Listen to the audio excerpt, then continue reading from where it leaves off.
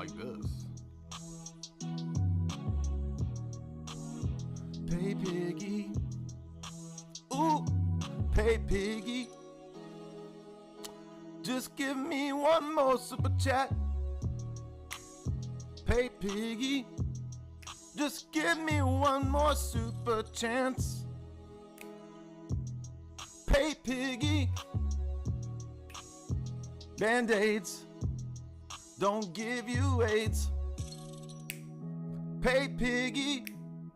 Just give me one more super chance. Pay piggy. Just give me one more super chat. Pay piggy. Ooh, ooh, ooh. Pay piggy. Don't make me go back to 9 to 5. Pay piggy.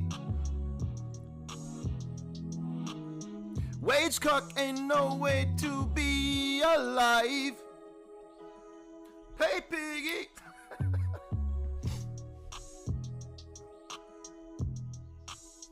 Pay piggy. Don't make me go back to that 9 to 5. Pay piggy. I want to feel like I am so alive. Pay piggy, pay piggy, pay piggy. Don't make me go back to my 9 to 5. Pay piggy.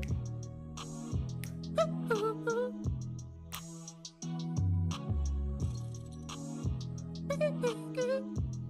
I like that. Actually, that's okay. I'm kind of liking that. Welcome. What's up?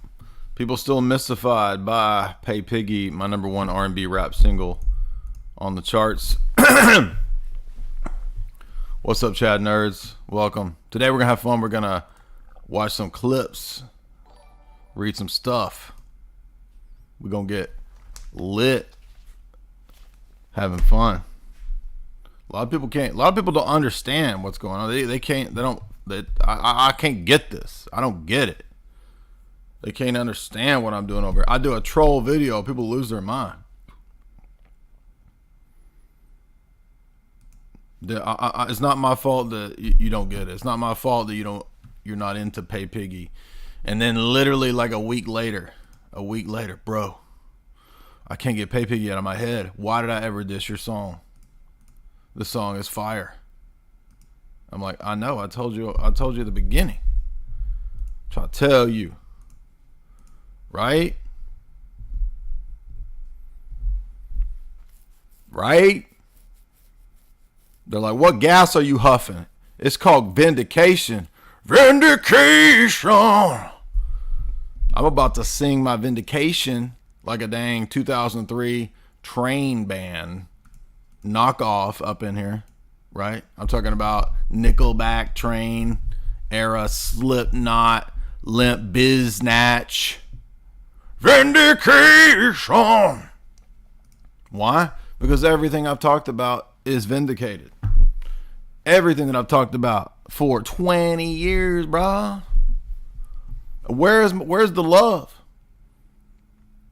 Where's the growth?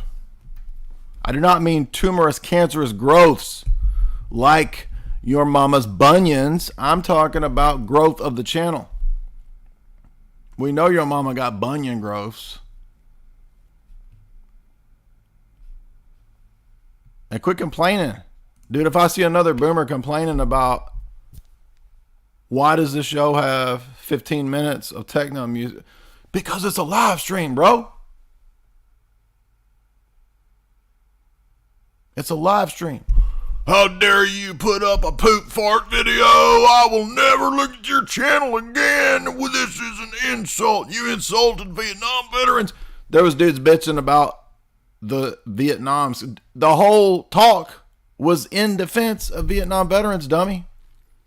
How dare you, boy? I got pages. I got hate. And then I was like, you know what? I'm just going to put up a poop fart video to troll y'all. Right? And we did. And then people were like, "No, you thought that was actually funny. You didn't think that it was a satire video, and then you went and backtracked. And you're a liar." Can you believe that Boomer like waited weeks for just to him to roll out liar with that? How many? The first videos I uploaded were me as a WIBBER. Remember that?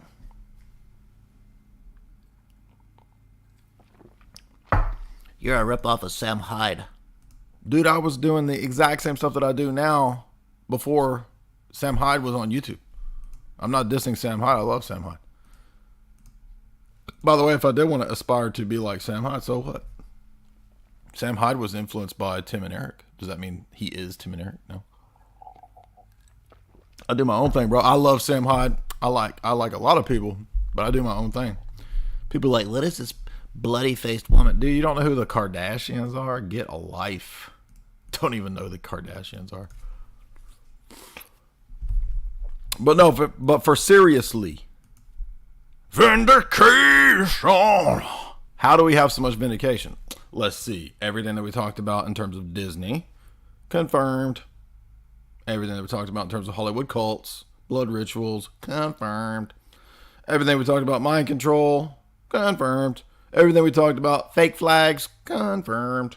Everything we talked about trafficking in Jeff Stein McEffrey, confirmed. And I told all y'all, how many years ahead of time did I tell you? And you didn't believe me, yeah. Here's my vindication like vapors. I'm talking about Bismarcky songs. It caught the vapors. Yeah, you caught the vapors. All you haters caught the vapors. 'Cause you hated when I was in the right. And now I'm vindicated, yeah. Vindication. It's vindication. That's my new song.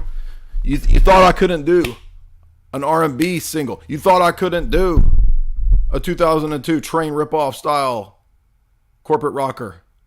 Oh, yes, I can. All you haters are in disbelief. It's called Vindication. And it will be on the Spider-Man 2003 soundtrack.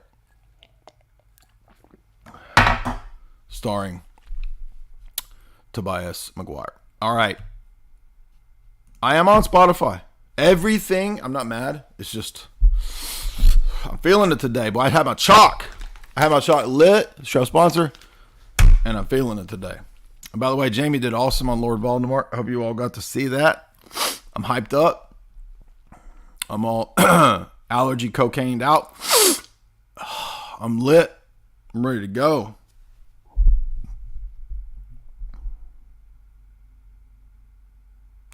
Ready to go, and then I forgot what I was talking about. Yeah, we did. She did great. She was going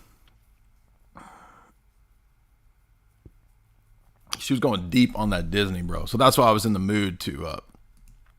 I'm fighting a sneeze. I'm fighting a fucking sneeze right now, and it's like one of those things where you try to figure out, should I just keep talking or should I just like acquiesce to the sneeze and try to let it do its thing? So I'm at the crossroads. I'm at those nasal crossroads right now, boy. Give me some of that antihistamine prayer power, baby. Anyway. Shit, it's hot in here, boy. I already drank a lot of coffee. I drank a lot of espresso. Nothing to do with cocaine. It's all espresso. But look, we're vindicated, man. Come on. Right? I mean, this channel, I have busted arse for so many years with like, a lot of videos got taken down and had to be moved, but I think we're at least at 1,000 videos. I mean, it was like 900 last year. So, I mean, it's like 1,000 videos, and all the stuff that we talked about, it's all out there now. All of it. Like I almost can't even think of anything edgy that I haven't talked about in my books that isn't like already out there. Looking up helps to sneeze. Yeah, but I'm not sure I'm committed to sneeze yet. I haven't gone into that covenant pact yet, because your mind's always at a crossroads when you start to feel it coming on. You're like, I can shut this down. I can go with it. I can make a covenant. I don't know, or I just roll with it, let it happen. Vindication sounds like Eddie Vedder mixed with Scott Weiland. Anything but ordinary. So we're going to talk about Hollywood cults, madness, mind control. We're going to have fun with it. And we're going to be kind of doing some of the more general stuff, because a lot of people don't even know the general stuff. I mean, dude, I went into 363 pages, 404 footnotes, or yeah, I always get it mixed up. And then in part 2, it's even better. Many more footnotes. And again, I wrote a lot of those essays I wrote 10, 15 years ago. So yeah, this is a bragging stream, bragging rights. And why do I get bragging rights? Because of being called crazy, tinfoil hat, conspiracy, loon, retorted, everything in the book for so long. Even the big name people, even big name people still won't have me on or discuss anything that I've talked about, even though it's all true, because it's still not the mainstream yet, right? Like, we're almost at the tipping point where all the stuff that has been talked about is like, anybody who has any IQ above 80 knows that this is going on, right? Only the most low IQ sort of slug people and the boomers who are, let's go Brandon or whatever. I mean, the fans of Brandon, right? That kind of thing. That's all that's left that doesn't kind of at least halfway figure out what's going on. I say about half the population is kind of awake, and the other half of the population is just doubling down further into zombie mode. But if you're wondering why, because I noticed many people, right, have requested me to be on certain big shows, and you would think after 2 years of hosting the 4th hour of Lord V that we would kind of have built up the street cred. But I think some of these bigger channels, I'm not naming anybody's name, I'm not dissing anybody, it's just I know they have heard of my material and whatnot, and I think that they're still a little hesitant of the fringe topics that we talk about here. But what do we actually talk about that's even fringe anymore? Nothing, really. I mean, I can't think of any podcasts of recent note, memory, discussions, lectures that are even remotely fringe. So, and remember, I've been talking about conspiracy theories for 20 years. 20 years now. I should have brought on right now my first. I still have my first conspiracy books that I read. I got them in there in the other library. Yes, we have 2 libraries, by the way.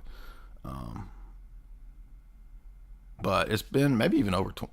No, it's been over 20 years. 98. I started reading conspiracy texts in 1998. Maybe summer of 97, but for sure 98. So that would be 24 years.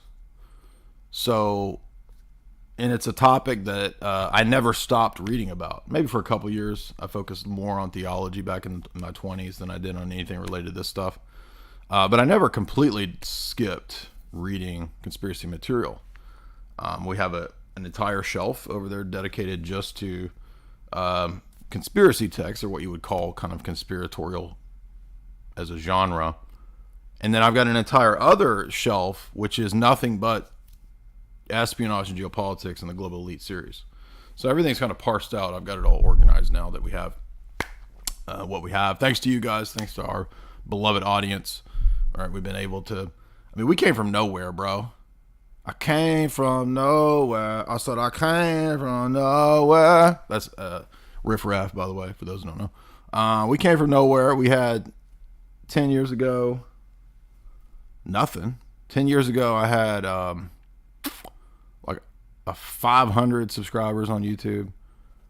I had put up a bunch of goofy skits, which I think are still there.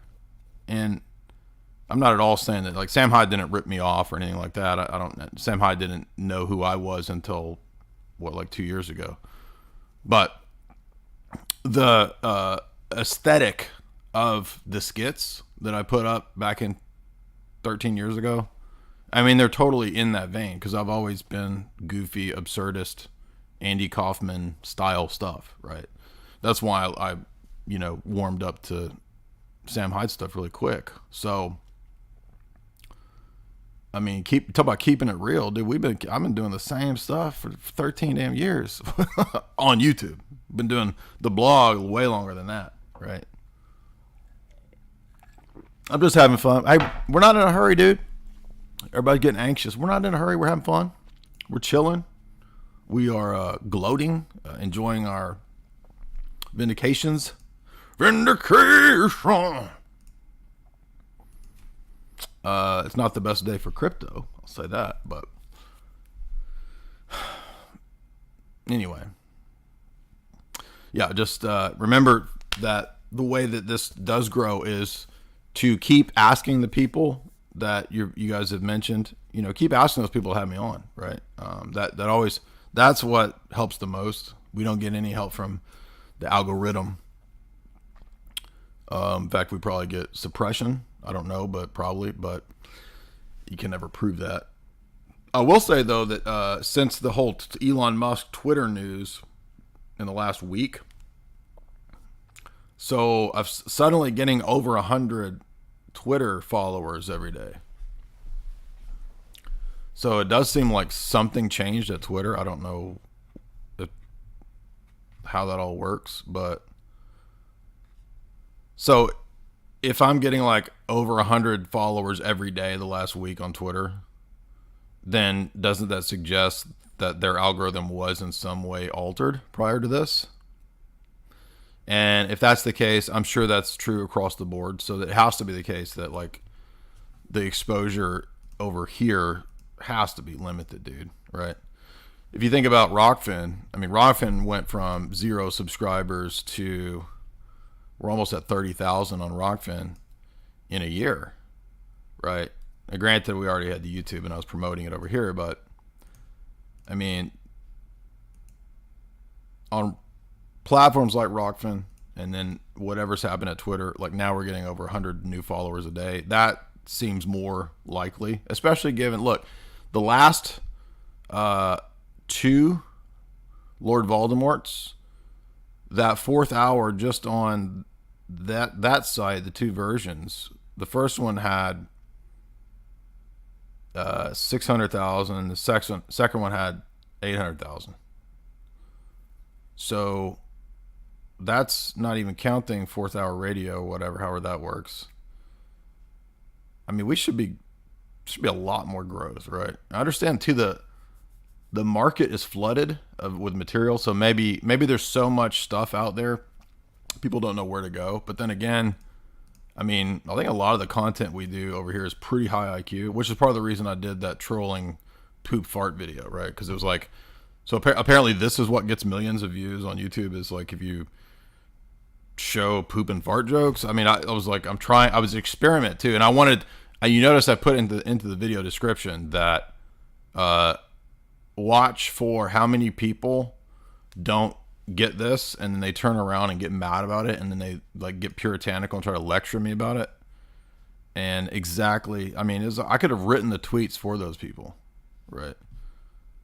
Bunch of dang conch heads. Anyway, but hey, we're doing good. We had a great show today. I am thankful for all those 4th hours. Again, I didn't even realize it's been 2 years. Y'all recognize 2 years of the 4th hour of Lord V himself. Shout out to Lord V. Really appreciate that promotion, that platform. And, I really want to get to 100,000 so that we can do our 100,000 party. And I guess we'll have to do like a Nick Cage thing. I don't know. It's going to be fun.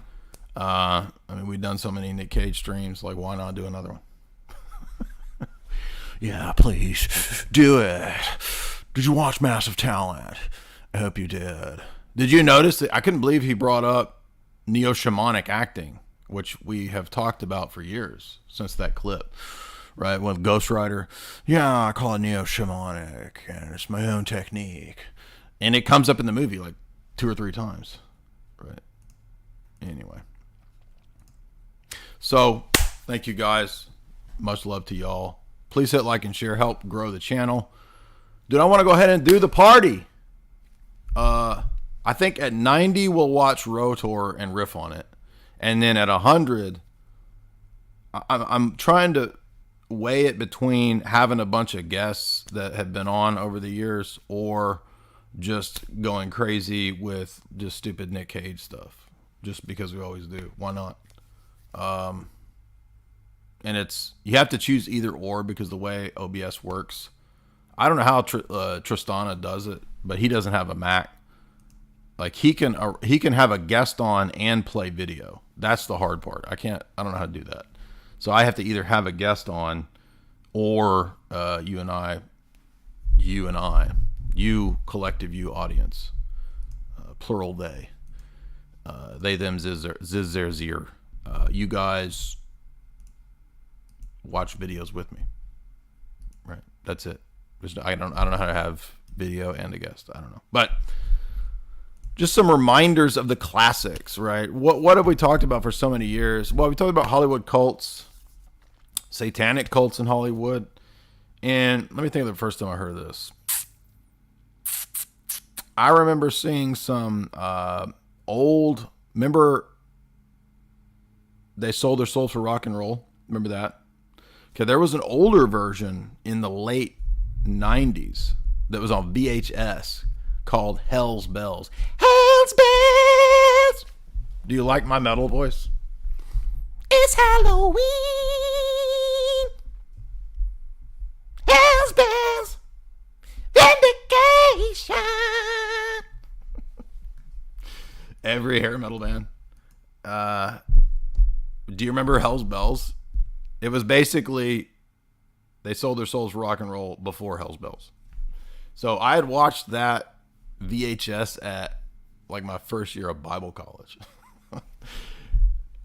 It's probably on YouTube. You could probably find it. That'd be hilarious to pull it up. However, if I play it because they play clips from all these stupid hair metal bands proving they're satanic, and it'll ding the copyright, so I can't play it. But it would be funny if I could find Hell's Bells. Let's see if it's on YouTube. But yeah, so that was my first introduction to. Oh, okay. So they were playing on that freaking. I can't stand AC/DC, right? There you go. Look at that original classic. There it is. The Dangers of Rock and Roll, and it has this like evangelical pastor with this gigantor mullet, which I would probably grow that mullet out. Actually, I would probably store that mullet if I could. I would wear this mullet down out of my back pocket if I was like a Jeremiah Johnston type of dude, as a symbol of woodsmanship, backwoodsmanship. It would be basically my trophy pelt. So let's see this. Remember this guy? Lies beneath. Then people can make decisions about their lives, music, or anything else. He looks like, is that Randy Johnson? Wasn't that a baseball dude? I don't even remember baseball, right? But I remember my baseball cards. Didn't Randy Johnson have a mullet and a mustache? Is that Pastor Randy Johnson? Am I thinking of the right dude? Today is Throwback Day, Throwback Friday. Let's check my memory here. Yes, Randy Johnson, the pitcher. How could I forget? Look at that, dude. What'd I tell you? He looks just like that dude. Pastor Randy Johnson right there. That dude kept his mullet all the way up until he's probably still got it. What? I'll be danged, he does. Look at that. It's pretty ballsy when you can have a hairstyle from when it is first in style and you persevere all the way through 30 years of it not being in style until the mullet comes back. That is pretty ballsy. That's perseverance right there. Armed with truth and understanding. Now, as we begin our video journey to the heart of rock and roll, I kind of wish you could still make videos on VHS. It would be fun to make literally VHS documentaries like this. But so yeah, of course he's gonna talk about Madonna. So this is my introduction to hey, wait a minute, is there, so it's actually from the 80s, but I didn't watch this until 1998. All right, so classic Hell's Bells there. This video, by the way, is really goofy, right? And then of course there was a newer version of this. Everybody remembers They Sold Their Souls for Rock and Roll, which is a big DVD set that came out in like the mid 2000s. And remember Pastor Joel Schimmel? Have you guys never seen this? My name is Pastor Joel Schimmel. Did you know that Marilyn Manson is a bad man? In fact, he admits to being a bad man here in this video, where he says, I am a bad man, and also that I love the devil. I'm sorry, but I can't help but make fun of Pastor Joel Schimmel. I mean, he's just...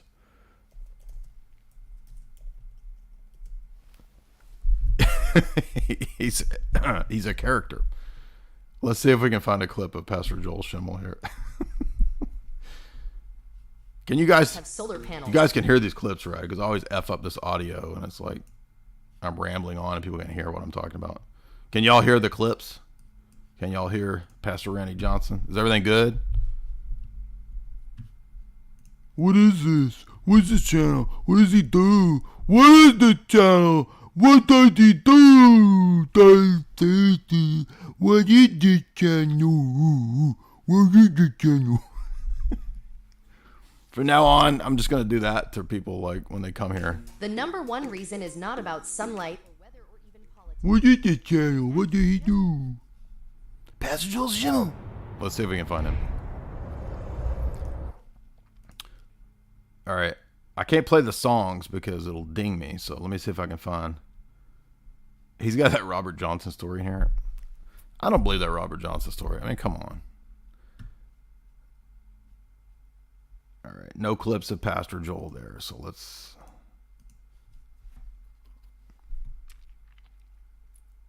Pastor Joel from Good Fight Ministries. Let's see if we can find him here.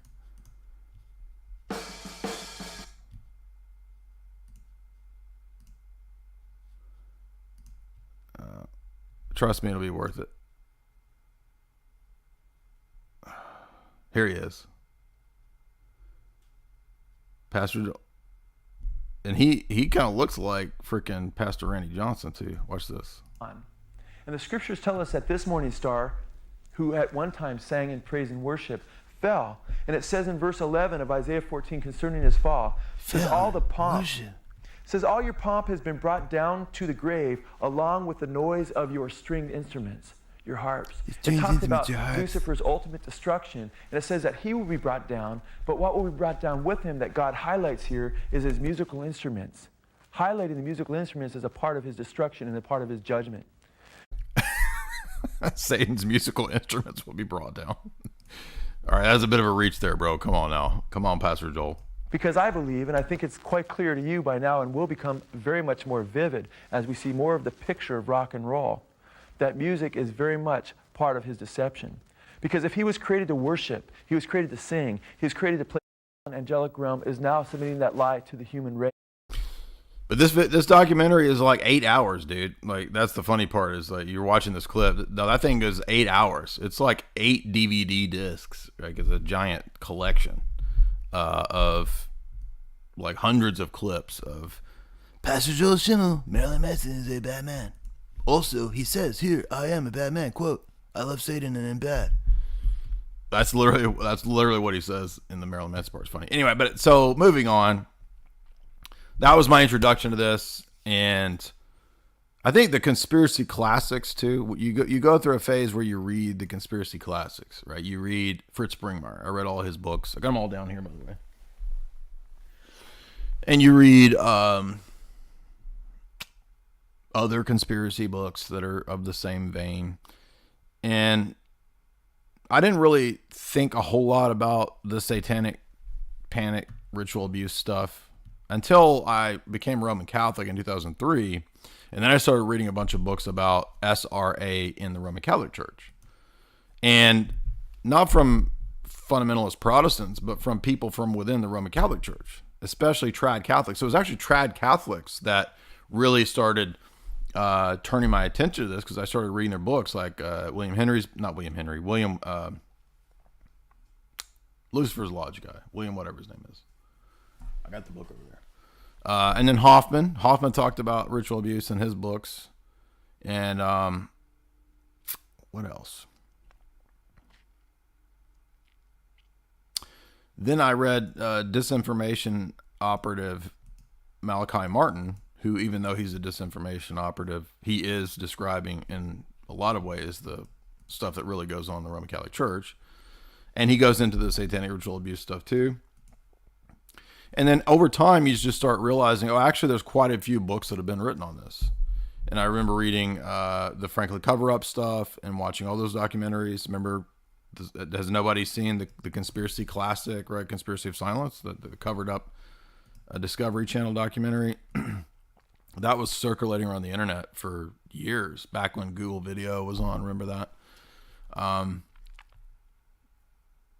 What did I read next?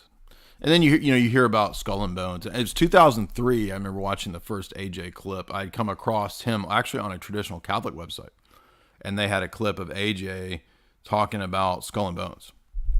I was like, well, Skull and Bones. And that was the first, 2003. That was when I first heard about Professor Anthony Sutton's book on Skull and Bones. So I got that and I read it.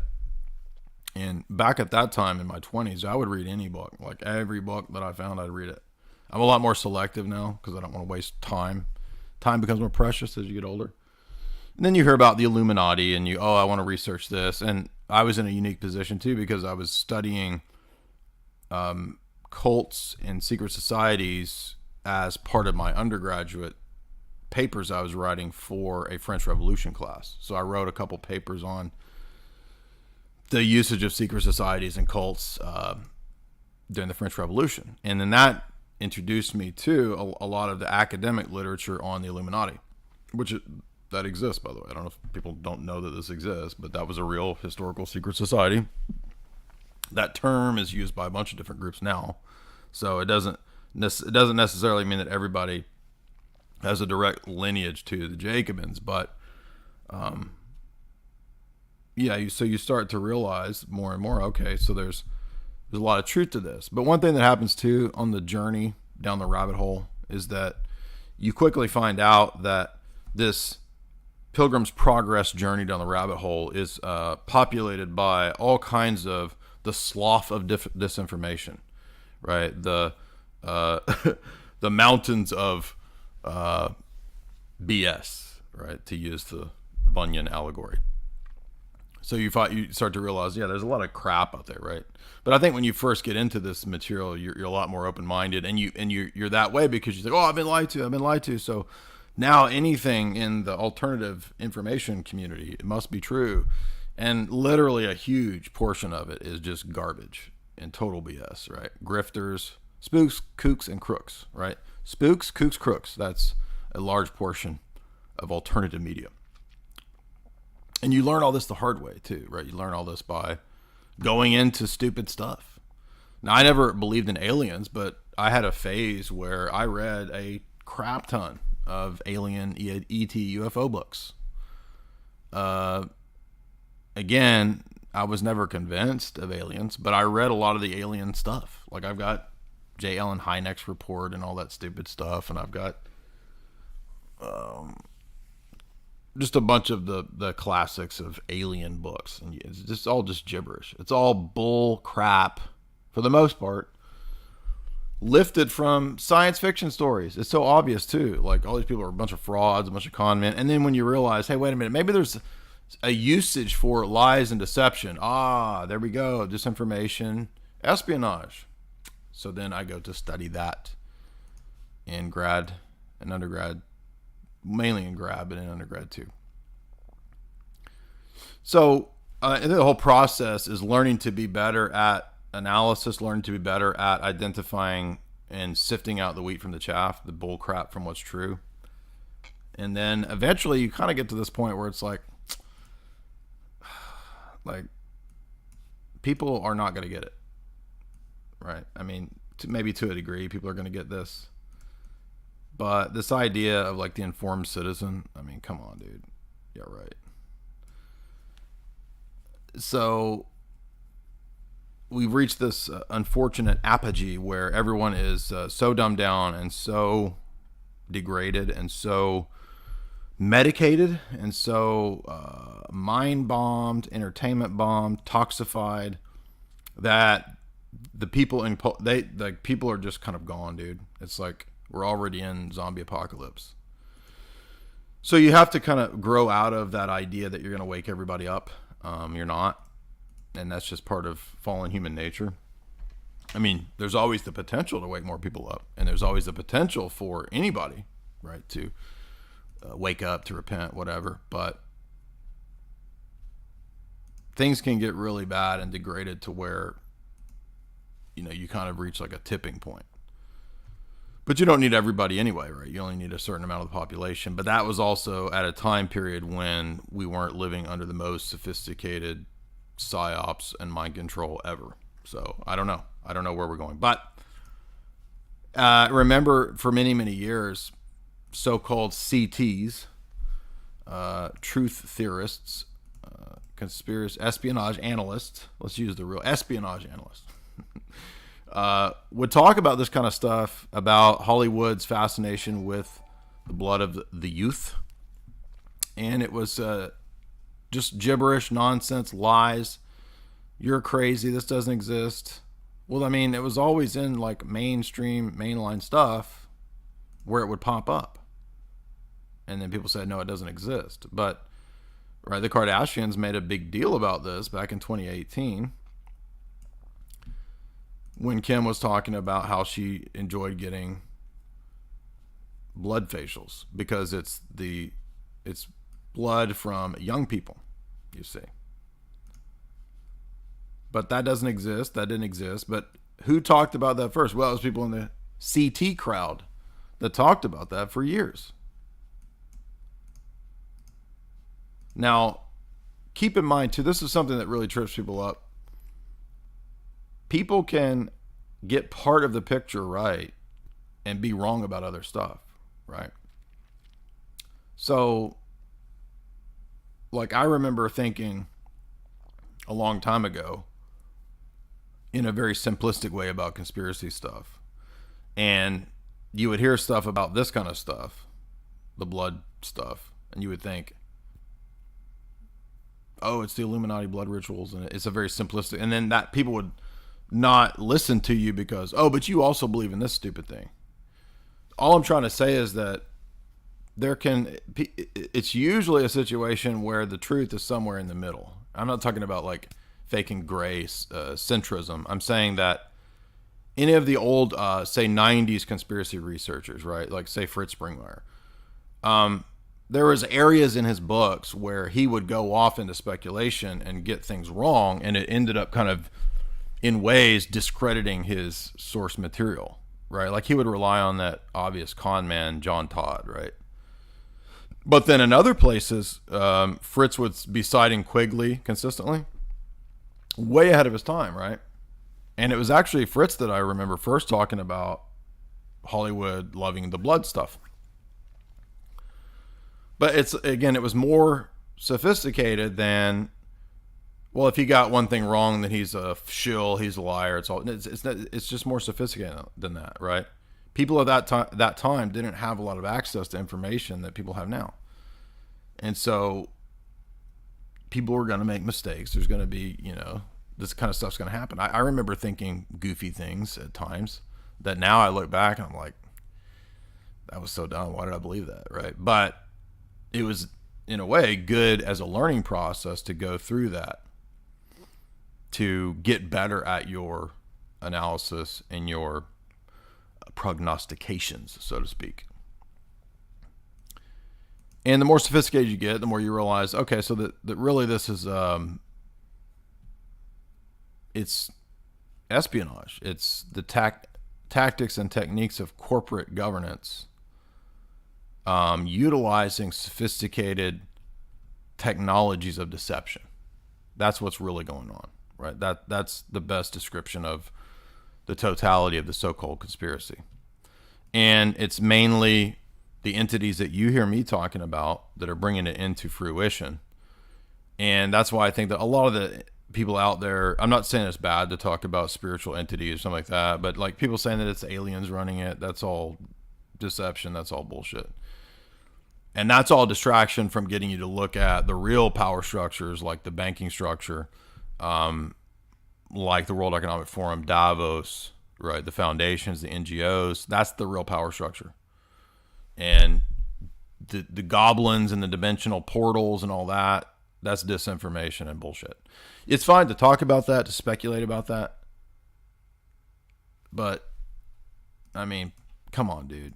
Remember all the people into the Mandela effect? I mean, when I started realizing that like the informed citizen thing just doesn't make any sense, I'd already read a bunch of kind of elitist material in my 20s that would poo-poo that notion, but I was still kind of into the idea of awakening the masses through getting the word out. And then I remember when the Bin Laden event at the burial at sea, remember that? And it was already obvious, even mainstream journalists like Cy Hirsch, right, had questioned that event. It was already obvious that, dude, this is like makes no sense. And remember back at that time, that was before a lot of people, as many people are awake now compared to back then. Back then, it was minuscule, dude. Like, the CT community was small back then. So you would have like conspiracy conventions, right? People would still have these kind of in the open. It doesn't really exist anymore after COOF. But like, there's all kinds of conspiracy conventions back in like 2005, 6, 7. And a lot of it was just stupid shit. Yeah, but there was a lot of good information too at those conferences, way ahead of their time. A lot of those people, by the way, were promoting Bitcoin. Like, I remember Bitcoin being promoted at a lot of those kinds of conventions back in 2012, 13, right? So people laugh at conspiracy theories, but I mean, if you were an investor, like, this stuff is the cutting edge, right? Because yeah, a lot of it's BS and it's packed with a lot of stupid alien costumes and smoke and mirrors bullshit. But if you can cut through all of that, you can actually like be way ahead of things. That's one thing I started realizing, that so the whole conspiracy genre is really just intelligence of its own kind of intelligence, rumor intelligence. And it's a matter of kind of deciphering smoke and mirrors. And if you can get good enough at it, you can figure out what things to, for example, invest in. I'm not saying that it's all about making money, but I'm saying that from the vantage point of like a trader or an investor, right? That's what intelligence use is for them. That's the whole point of Wall Street. Remember Bud Fox and Gordon Gekko? Remember when Bud Fox is in there, he's like, I'm going to be the best investor you've ever had. And Gordon Gekko's like, yeah, well, go get me some intel at the golf club. And he's like, what? He's like, yeah, go get dirt on people at the golf club and figure out what they're doing. Right? So he didn't realize that it's just about getting intelligence ahead of time to make it. How do you think the Congress people who get $150,000 as a salary come out of there billionaires? Duh, right? So that's actually how the world really works. All this conspiracy stuff is just figuring out how the world really works. That's it. Because guess what, guys? If you haven't figured it out, the world operates on scams and cons. Did you know that? Now, if you think about the fact that like this world is fallen and it's, you know, in a sense, the devil's for a short time, as the scriptures say, doesn't it kind of make sense that it would function globally on gigantic cons and scams? I mean, isn't the devil kind of the archetypal con man? And by the way, guess what book we're going to be doing? Guess what book we're doing next? Okay, once I do that hideous strength. Hello, by the way, Vindication. The whole world loves C.S. Lewis. Did you read that hideous strength? Because that whole book is about everything you hear me saying. The most famous author of the 20th century, next to Tolkien and freaking hot ass babe Ayn Rand. That's a joke. Is like C.S. Lewis, right? Bible, Ayn Rand, Tolkien, C.S. Lewis, probably. And the whole freaking that hideous strength is all. I mean, I was watching this goofy evangelical dude, seminary professor, lecturing on that hideous strength and talking about how he doesn't like that book and it's the one that makes the least amount of sense to him. Dude, you're supposed to be an evangelical lecturer and you can't recognize that book is about the freaking global conspiracy that we are living in right now?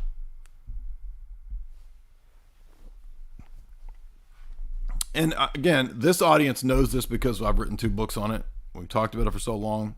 Fiction and the arts have a unique way of predicting and presaging the future like other things don't. And, you know, I have mentioned my theory on this many times is that people who are artistic have a creative inspiration that doesn't just come from them. That's my view. Right? This is how Dostoevsky can predict the communist slaughter in Russia decades before it happens in The Possessed. Hold on a second, by the way. This freaking computer is about to die. A high def, boy. I fixed it. They finally fixed the internet here, and we get the greatest upload speeds I've ever seen. I don't know how they did it or what they did, but that whole period where I couldn't live stream, you guys remember that, for like 2 weeks? I was getting 1 upload speed, like 1 megabyte. 1. And I checked it the other day and it's like 22, boy. 22. So we 22x. We upped that internet. So you see what I was dealing with? How am I going to live stream when I'm getting 22 times slower the upload speed that I should be getting? And I don't know what happened out there. Some meth heads trying to mow my lawn freaking destroyed the internet box out there, or whatever you call that thing. That stupid mint colored thing. And the southern meth head boys that do my lawn came out there and just mowed it over. Hey boy, let's get his modem out there. Let's get his internet. Mow it over, dude. I hate that Dyer motherfucker. Kill his internet. By the way, Machine Gun Kelly, I never even heard of this dude. He looks like every freaking country meth boy I can go down the road and see. So somebody needs to tell the country meth boys that they're missing out. Because I mean, if this dude can be famous, what is he even famous for? I don't even know. Can somebody tell me what he does? Is he a musician? Is he like, what does he even do? But he looks like a freaking. See the. Is he a rapper? Does he rap?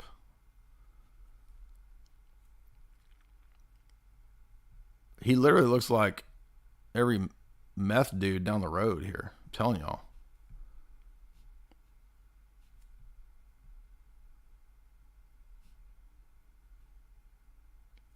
So if the Tennessee boys, look at that. Who's that? Travis Barker. Ugh.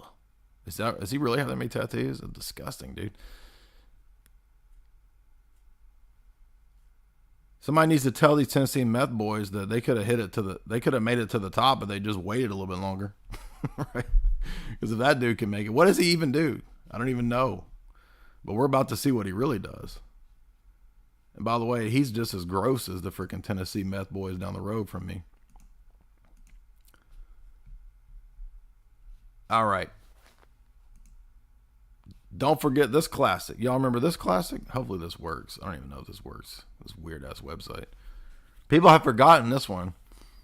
I might have to turn the audio down so it doesn't ding something. But this whole idea of the blood drinking and doing it with your partner, that's like, it's obviously witchcraft. And it wasn't just these two. Remember, this is what Angelina Jolie and Billy Bob did. And I can't find that video. Let's see if I can look again. But do y'all remember that? There was a video, and because Alex always mentions it, and I remember it when it popped up. Billy Bob and Angelina Jolie. Remember that?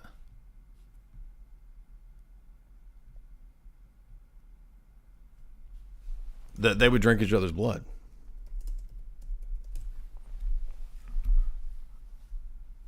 The blood necklace. See, it pops up. There it is. Let's see. She signed her life away with blood. Maybe that's it. We'll try that one. She looks gross, dude. Her face doesn't look real.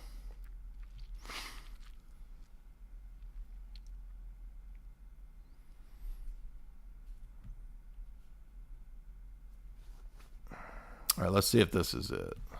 He also said that you two wrote your names, or wrote a pact in blood, something like that, saying that you will never be away from each other when each of you is filming a movie. Is that, am I getting that right? That you? Well, it's kind of like that. We signed our life away to each other on our anniversary. Even it was notarized that we couldn't. I mean, if there was even, the thing is, we're never going to separate. So it was our way of saying to each other, we're together forever. We're so in love. We're best friends, and it's, you know. But we kind of signed our life away to each other, and legally, and with blood. That there's no possible way anybody can separate or walk away from this. That's not it, but that gets at the point. There's another one where they talk about they would wear it around as a necklace, right? Maybe it's just PR, but I think there's more going on, because remember, she also claimed this. If this weird video will work.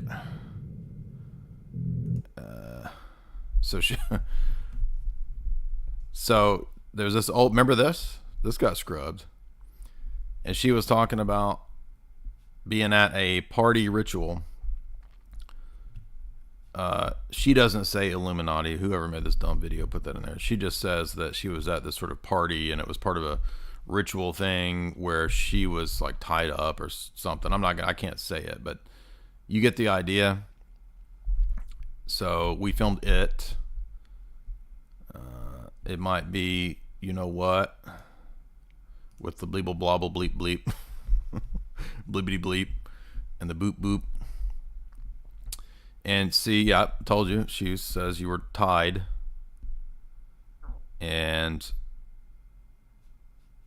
there was some twisting. And it was this kind of a thing. You get the idea?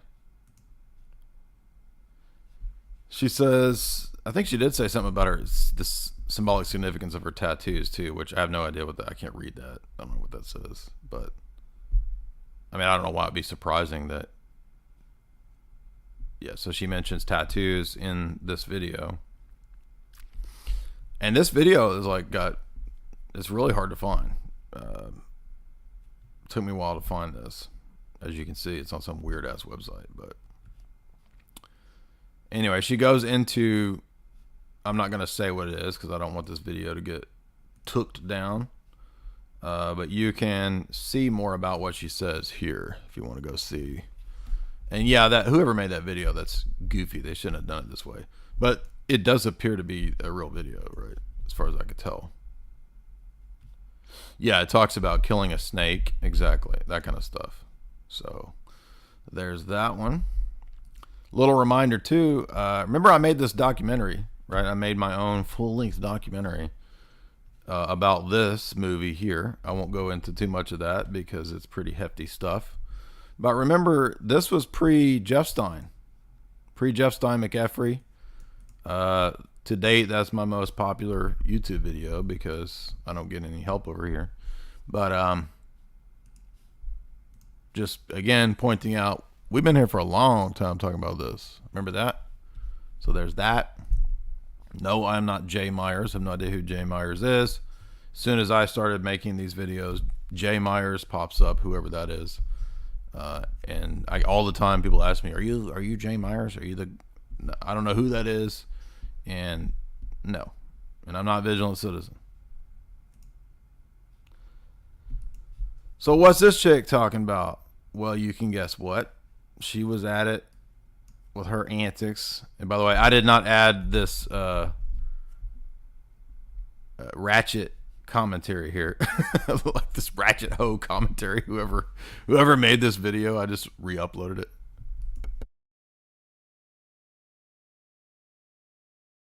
Just a few drops, but yes, we do consume each other's blood on occasion for ritual purposes. This is a very intense relationship and it's cyclical, and so it gets to these points where like we have to do cleansings. I had gotten to a point where I was like, we need an adrenaline injection of God in this. So everybody was making a big deal about this. I don't know if this is adreno, CHROME. Could be. I don't know. But I wouldn't be surprised. I mean, these people are into everything. And remember, this kind of stuff comes out intentionally to alter culture, right? So she's doing this not just to make a scene and be edgy or whatever she thinks it is. A lot of these people are also insane, by the way. And by the way, can you taste the smooth flavor of the 32 STDs when you drink Hollywood blood? And so we went to Costa Rica and we had Peruvian shamans and like it was so rad the way they had the shamans and like they were guiding us on our trip. And then like for whatever reason, like there was all these demons, and like I wonder why there's all these, like you're drinking blood and you're tripping with shamans. I wonder why there's all these. She says this. She's like, there's like demons or whatever following us. Administered the ayahuasca. He went and he sat to be given his the ayahuasca. There's ayahuasca, and then there's the ayahuasca, man. Oh yeah, dude. This is Boomer Garcia, part of the 161st Cosby Division in Vietnam. And I had a lot of experiences, not just on ayahuasca, but quite a few damn experiences, journeys, guided vision quests on what I would call ayahuasca. What was my name? Is Boomer Garcia, and the Republicans are the bad guys. They were behind Vietnam. Like I like how the boomer vet is the closest thing that you can get to conspiracy theories for boomers. They'll get that far, but then that's it. Then they'll stop right there. Maybe they'll talk about UFOs, right, or JFK. But like boomer conspiracy genre is like that's it. That's a strict freaking border wall right there. In their mind, the boomers built Trump's wall right there. That's it. You can talk about JFK, you talk about JFK, Nam, and alien entities. Right, that's it. Build a wall right there between any other possible thoughts in your mind. It's going to be great. It's going to be wonderful. No other thoughts. Don't go outside the wall. Oh, yeah, man. When I was in Nam, and we seen a lot of WAPs coming over the horizon there on a whiskey sunset morning.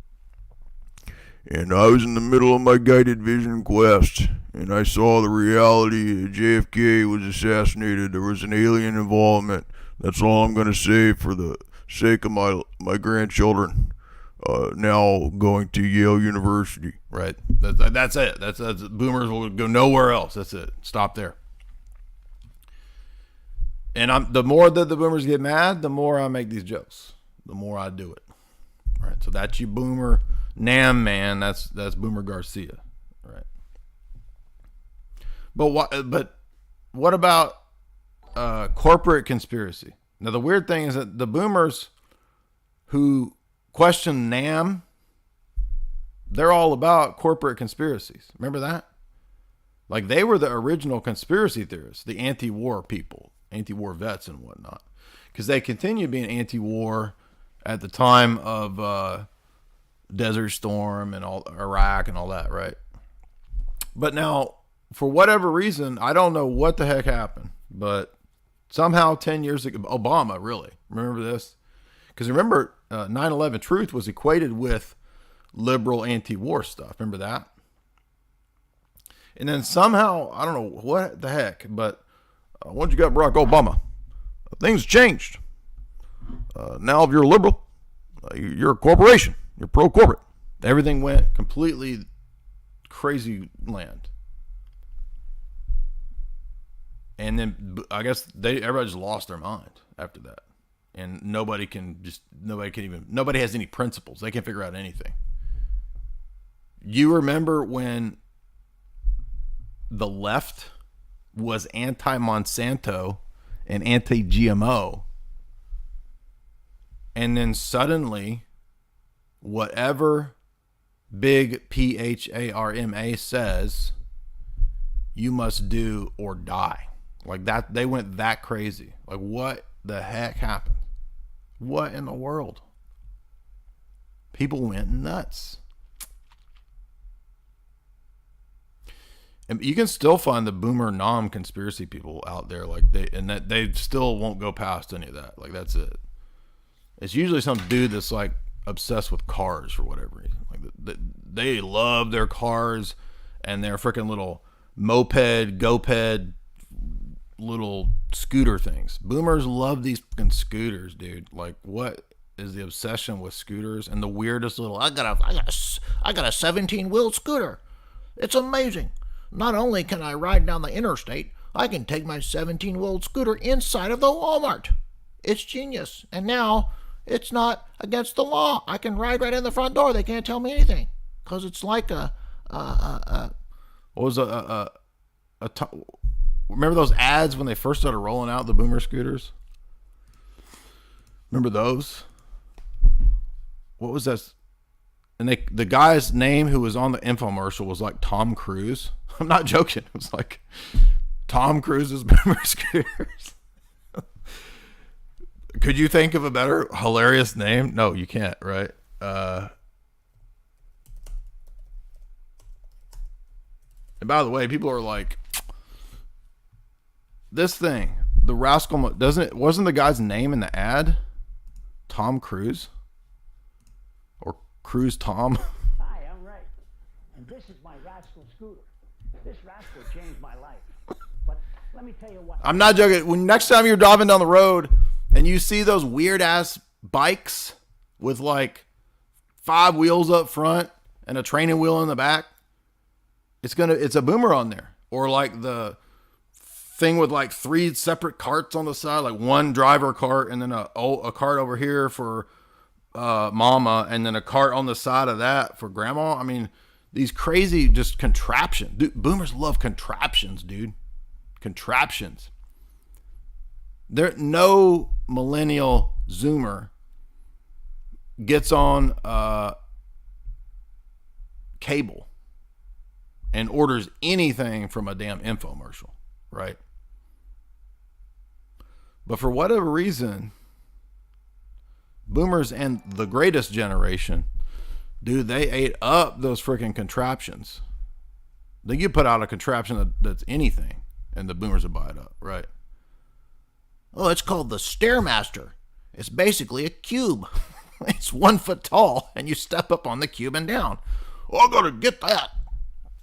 I gotta get this scooter. It's got 17 wheels, and it's got a basket up front. Who would have ever thought to put a basket on a scooter?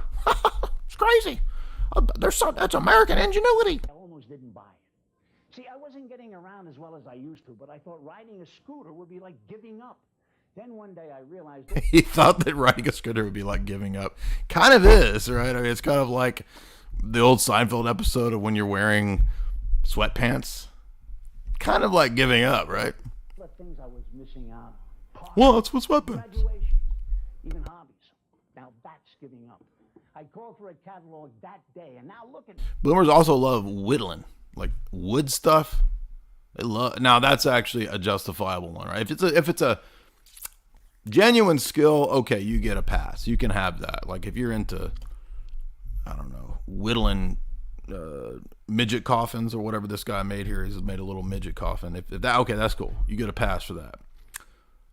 But trinkets, grandmas and boomers, man, they love trinkets, boy.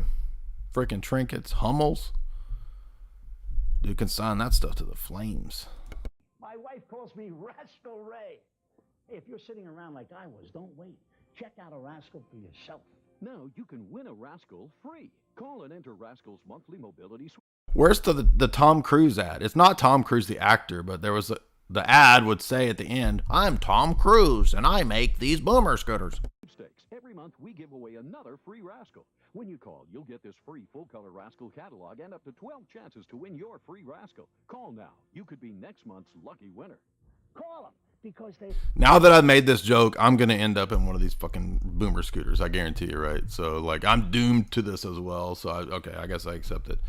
And then the boomers are going to be, like, cheering from beyond the grave. Ha ha! We got you. Too much you can't afford to... I got to see if it's Tom Cruise's scooter. Call 1-800-281-7...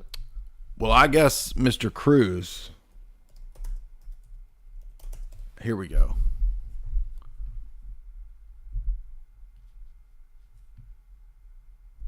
Mobility scooter in a cruise ship.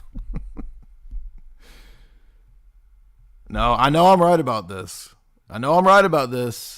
There was an ad, and it used to be a freaking infomercial, and it was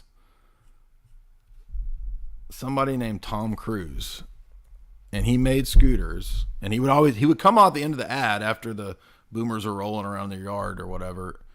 "I'm Tom Cruise," and I always wondered, maybe it's what's a derivation of that? Don Cruise? I don't know. Scooter commercial. What if it was hover round? That's it. Tom Cruise made the hover round. I found that, boy. Look at that. Is this it? Oh. These ads, dude.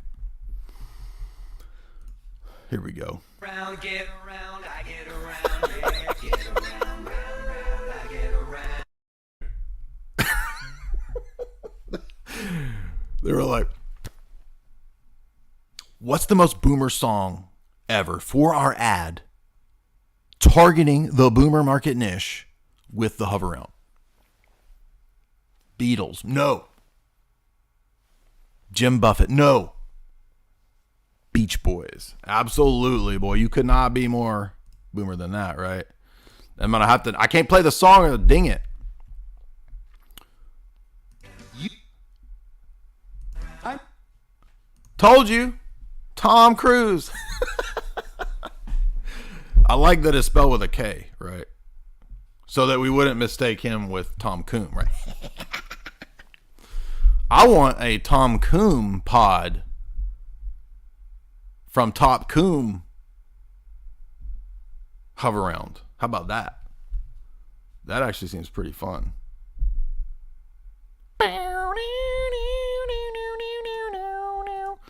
you seen the ad for Top Coombe?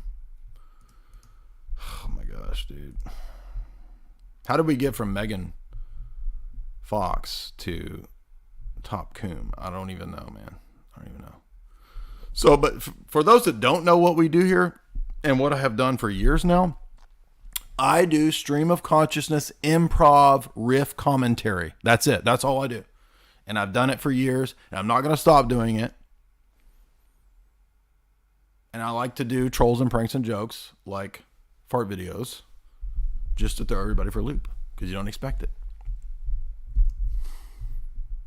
And I host and lecture on high IQ content. So I don't do just one thing. I'm not a one-dimensional, I'm not a 2D boy. I'm not a 1D boy.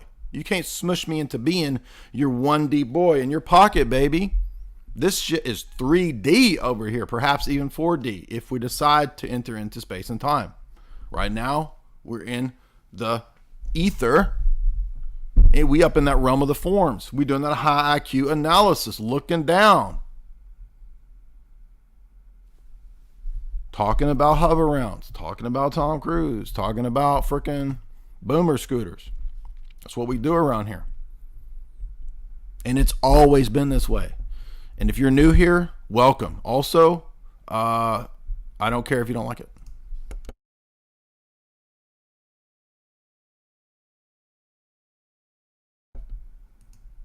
Come on, Megan. Where you at? Do your little thing. He sat to be given his ayahuasca, and everybody else was being given one glass of ayahuasca. And the shaman says something in her native language, and then this is what people. This is why I don't have any kind of an audience beyond what we have. I mean, I'm very thankful for what we do have, but I mean, they have made everybody so freaking dumb. This is what people think is deep and enlightened. I mean, it's just. Interpreter is like, we need to give you. Girl, you need an exorcism. That's what you need. You don't need to exfoliate. You need to exorcise. That's what you need. I mean, she's literally talking about watch. She's going to talk about the demons. Watch. 3 doses because you have such a dark, sad spirit standing behind you, like an actual like demonic spirit hovering over him. Well, that's because he's just a skanky looking meth dude, but whatever. No one's surprised. Anyone that knows him, we're all like, no, when I tell that story, nobody's like, oh my God. Everybody's like, and then what? Because we all Unkacha.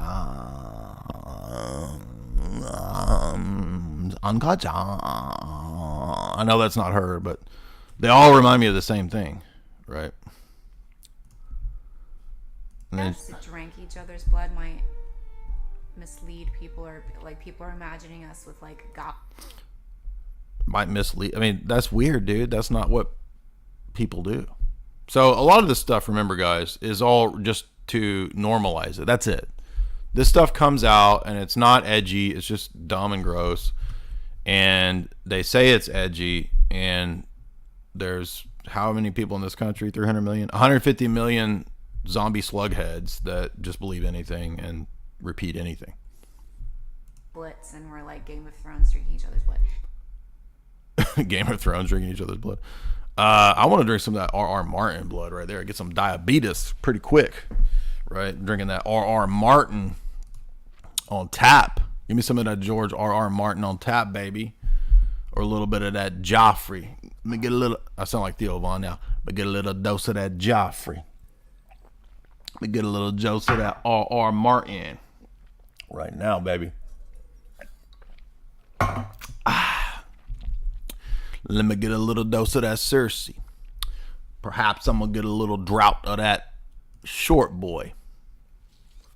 Your boy Tyrion. Your boy Tyrion Lannister. Come on, that sounds like something. That's how Theo Von would tell this story, right? I should do a skit of just like how Theo Von tells any story, right? But God, come on, guys, y'all got to admit, it's pretty fun around here for improv. I mean, everything we do here is improv. Come on now, you got to admit it's kind of fun. It's kind of fun the way we do it here, kinda, a little bit. A lot of mean people on the internet out there just hurting people's feelings, just going around hurting feelings. A lot of just psychic vampires out there, just psychic vampires. It's just a few drops, but yes. Dude, it's still weird, girl. What you talking about? You don't drink people's blood. It's just dumb and gross and weird. And it's not edgy, and I remember. That reminds me, I've told this story on a few boiler rooms back in the day. I just remembered this. So I met this crazy chick, dude. This was back when I was single. And there was a band that played at a local university. And I have no idea what this chick's name. I don't remember her name. But she was an attractive girl. A very weird, unique looking person. She was about 6'5". Natural red hair, but like Wendy's Ronald McDonald level red, right? And super blue eye, like the bluest eyes I've ever seen, right? Super tall, But she was in the punk scene, which number one, red flag right there. Now, if she had grown her hair out and been feminine, she would have been cute. But just the whole punk aesthetic is gross, dude. Anyway, so she was chatting with me at this band that was playing at this university, and we were having a good time talking. And a lot of people in the punk scene, they're kind of quasi-conspiratorial, right? They have that anti-establishment attitude. And so we had some good conversations about conspiratorial types of things going on. And I remember she's like, oh, we should like go drive or whatever and go hang out and chill. And so we went and hung out. And then I think we had one more date after that. And on that date, I remember she was like, oh yeah, like I had my DNA tested or whatever. And like my DNA is like special elite Illuminati DNA. I'm not joking. This is what she said. Like special elite Illuminati DNA. What? She's like, yeah, like I had it tested at this was right when those like DNA testing 23andMe stuff, that was when it was brand new, right? This is brand new. It's 2007, 8, maybe 2006, maybe. It's a long time ago. But so she was going on about this stupid crap about her blood test. It was just so dumb. And I was like, all right. And I was already like 40 minutes into a drive that was going to be like 2 hours for this date. And I'm like, oh man, like if I turn around right now, I've still got 45 minutes left of this craziness, right? And it just got crazier. She went on, oh, and my DNA is like 100% Lakota, and there's a special Illuminati significance to Lakota bloodline, and they told me at the facility, and I was just like, it was just getting crazier and crazier and crazier. Anyway, all of that just to say that this shit was nuts. And then she topped it off by saying, oh yeah, I just came here from the New York punk scene. It's like, the New York punk scene, tell me about that. And no joke, she said, oh yeah, by the way, it's a popular underground thing in that scene to cut out portions of SKIN and eat it. And I was like, what? So yeah, they were doing this. I don't think she was lying. I think this chick was crazy enough that I believe her. And I was right around the time I was reading a bunch of the SRA stuff, right? So notice that stuff that emerges in these scenes, punk scenes especially, not just punk scenes. There's also other scenes that have kind of given birth to, the whole SJW aesthetic, the purple hair and the shaved, like that's all punk, post-punk apocalyptic aesthetic. So don't forget, as John Adams correctly said many years ago on our podcast that we did about the CIA influence in the punk scene, do not forget that the punk scene also was culture creation and birthed to you many, many decades ago. A lot of the hideous sensory assault, toxic culture, aesthetic terrorism that you deal with on a daily basis. You can thank the punk scene for that. And no, I did not have another date with the crazy Lakota, 7 foot tall, blue-eyed, Ronald McDonald hair punk chick. But that's a true story. I should do a podcast where I just tell stories. I mean, I got a lot of crazy stories. But anyway. Okay, that's enough of Megan. So you need an exorcist, Megan. That's what you need. That's what needs to be had right here. And thank you guys for those super chats. We're having fun. Pretty much appreciated. The super chats keep the show going. But I want to remind you, before we get to some of these Hollywood cult clips, guys, look, you need to get lit. How do you get lit? You get lit the right way, and that is through chocolate. Show sponsor. Jamie cannot get enough of this stuff. She drinks chocolate. Like every time I look at her, she's got a dang chocolate mustache. And I'm like, are you a Jersey housewife? Why are you growing a mustache? This is weird and gross. What's going on? Right? Have I been seeing and been married to James this whole time with a chocolate mustache? That was a joke. It was a joke. I know Jamie actually is not. Jamie is a she. She's not a Z, there's M. She's a she. G. But she's drinking chocolate all the time. And that's because this is an excellent product. It does taste like chocolate milk. And that's because Choc has that straight up adaptogen from the rainforest. 100% rainforest sourced. 100% organic. Cold pressed. The most stringent processes. And by the way, so I was talking to my boy over at Choc, and he said, Jay, you got to tell everybody about the new discount. I was like, the new discount? What are you talking about? Yeah. He said, so a lot of people, right, just like everybody's seen Amazon do this, they don't want to have to keep ordering it every week. So guess what Choc's got?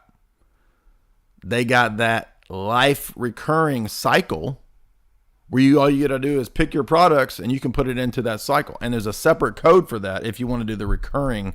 Yes, you can cancel your recurring, but there's a little bit more of a discount if you do the recurring. So you like the products, you want to keep getting them, you want to use the promo code J53LIFE. That's J53LIFE. J53LIFE. There's nothing worse than radio jingles, but I find myself doing them all the time. You can set up that recurring Choc subscription. I put that in the chat there with J53LIFE, J53LIFE. And you can get any of the products, not just Lit. Lit is a new product, which is a superfood. It's you can drink it with water, you can drink it with milk, you can add it to your morning smoothie routine if you do that, if that's the way you do things, right? You can also boost testosterone, get rid of that remaining little bit of soy that might be floating around in your persona. Maybe you got a little bit of soy in there. You want to get rid of that. You want to use that Tomcat Elite. That's the Tomcat 100, proven to boost testosterone.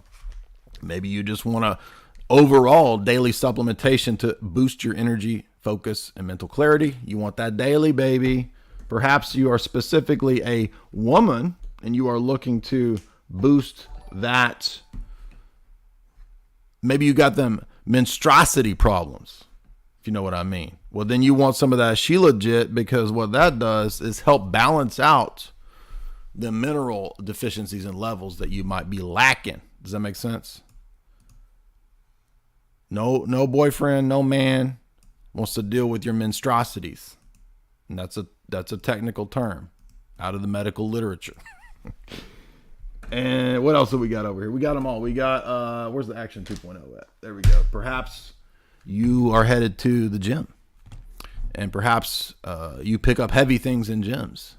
And you're like, I need a boost of action to lift heavy things. Well, heavy things in the gym can be lifted better with the Action 2.0.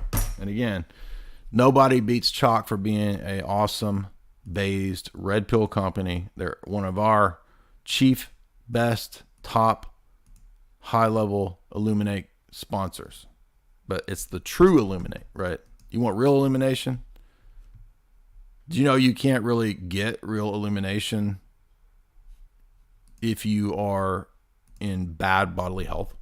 I'm serious about that, actually. I'm not talking about Illuminate Confirm. I'm talking about real wokeosity, real spiritual awareness. Even though it's biological, we're also spiritual beings. And so we're also connected to our gut. Our gut is a huge thing for health, right? The gut-brain thing. You need light. You need a lot of sunlight. Jamie just did her podcast. Go watch it on the proper amount of sunlight that you need. A lot of people spending too much time looking at these dumb screens, playing their Fortnite, whatever, wasting their time. Not saying it's wrong to play a video game, but wasting too much time on this kind of stuff. You need to be out in the sunlight, dude. What are you doing? And yes, I did get up this morning, and I got up today, and I got out and got sunlight. So I'm not being a hypocrite. I got my sunlight. But you also need minerals and nutrients. And that's where Choc comes in. All right, let's look at some of these clips that I found some of the basics. A lot of people forget the basics, right? So if you are interested in these basics, then I'm going to say, go watch my documentaries, go watch the other stuff on my channel. I mean, bro, we got 1,000 videos on this channel going back 10 years or more. It's covering everything, man. And every day somebody says, what are you going to do a movie on this video? What are you going to do a video on this series? I've already done it. 90% of the time when somebody says, do this, I already have. And it's not y'all's fault. But make use of that search. Make use of that engine. And I know things get buried. It's not y'all's fault. But it is kind of like, if I've been putting out podcasts and videos for 10 years now, and there's 1,000 of them, probably the movie that you're requesting I've done.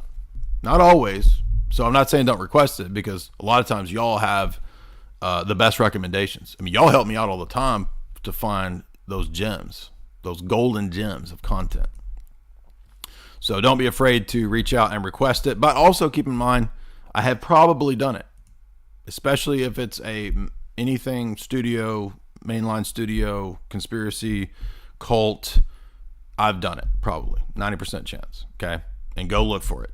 You don't have to message me saying, where is your video on this? Just go look for it. Site. Welcome to Ms. Mojo, and today we're counting down our picks for the top 5 dark secrets Hollywood is trying to hide. Before we begin, we publish new videos every day, acknowledge or otherwise considered to be positive. We're not saying that any of these operations happened all the time or to everyone, but these dark secrets had to have at least earned a sinister reputation. You know, it's weird to see this stuff hitting at this level of mainstream, right? So this was back in 2017, these Mojo channels, which are like totally mainstream channels, starting to cover things that would be completely verboten and unheard of, like 2010, right? Now, again, I started looking at Hollywood conspiracy stuff in 2000. I can even look at the books I have and see the dates on the books that I started reading. So that one came out in 2007. That would be. So I started getting deep into Hollywood conspiracies in about 2007, 6 and 7, right?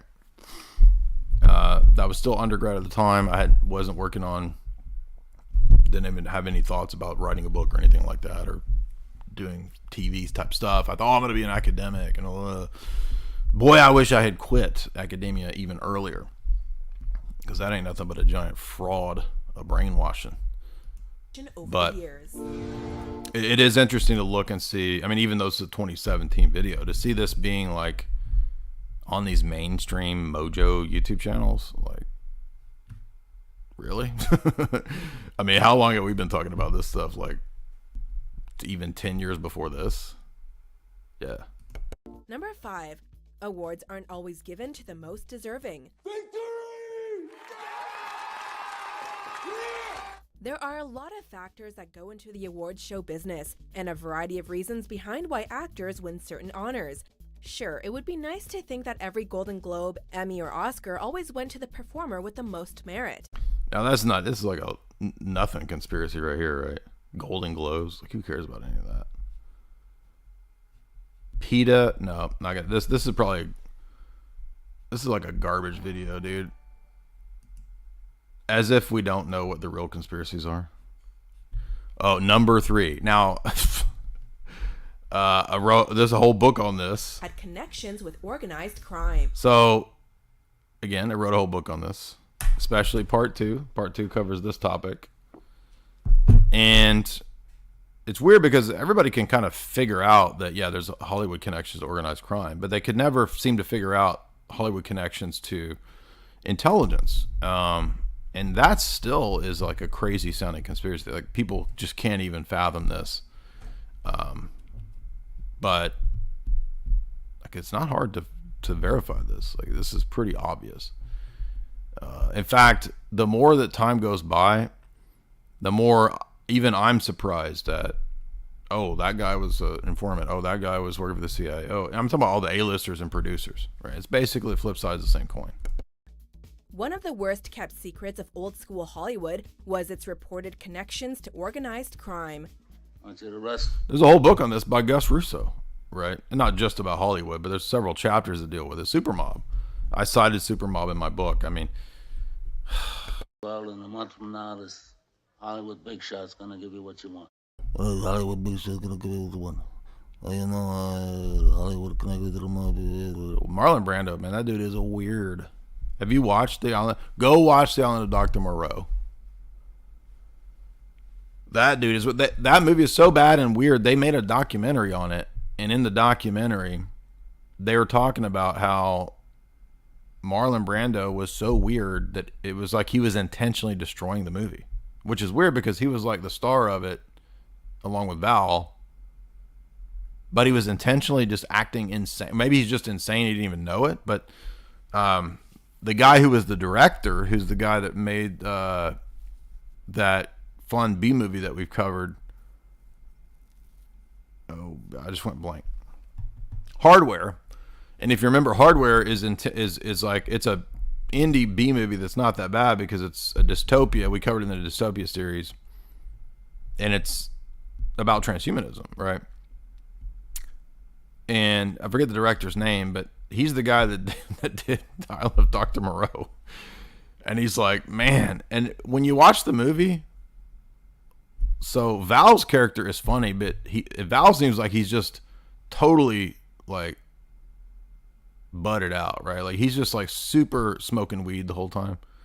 Now there's a scene where he's smoking weed, and I'm like, no, I think he's actually smoking weed, and he's just stoned in the whole movie, right? So Val's kind of funny in it.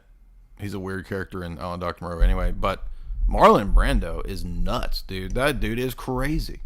And he's on acid or something like that. He's like completely cuckoo.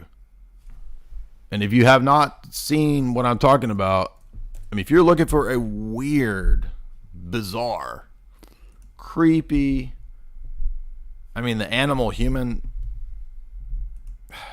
not just the animal human crossing, but the like these pig women come up, start kissing Val on his shoulder, and he's like cracking up like he's into, I mean, I'm telling you, dude.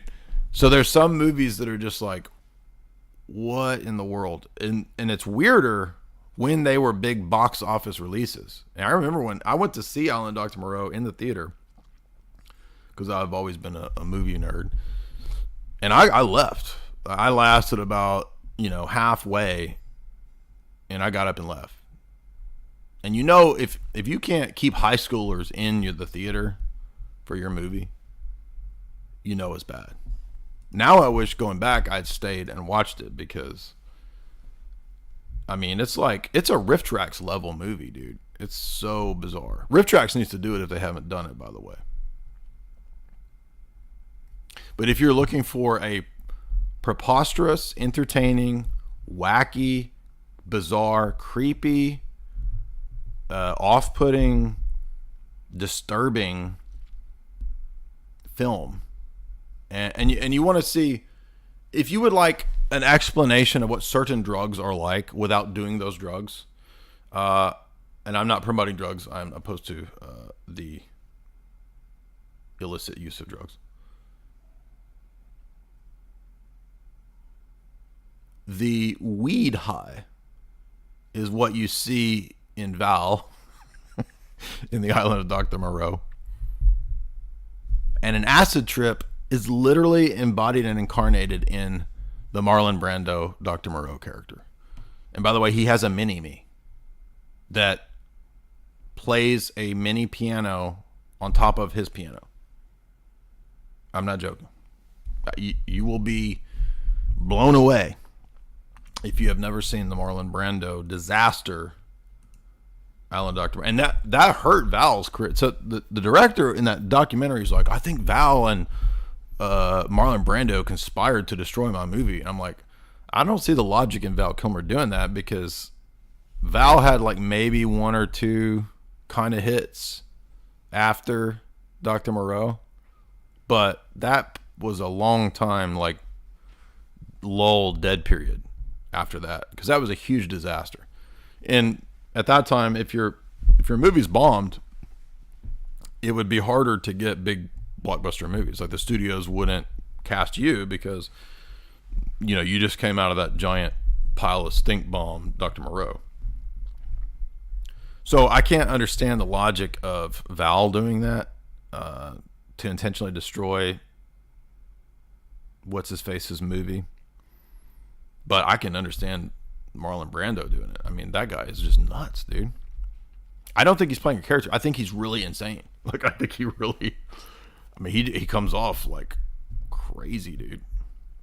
And isn't there some weird stories about a murder that happened at the Brando estate and like the house was dozed over? Seems like I remember something about that in Dave McGowan's book.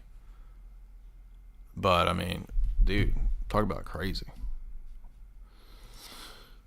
If you've not seen The Island of Dr. Moreau, you are in for a treat. But be prepared.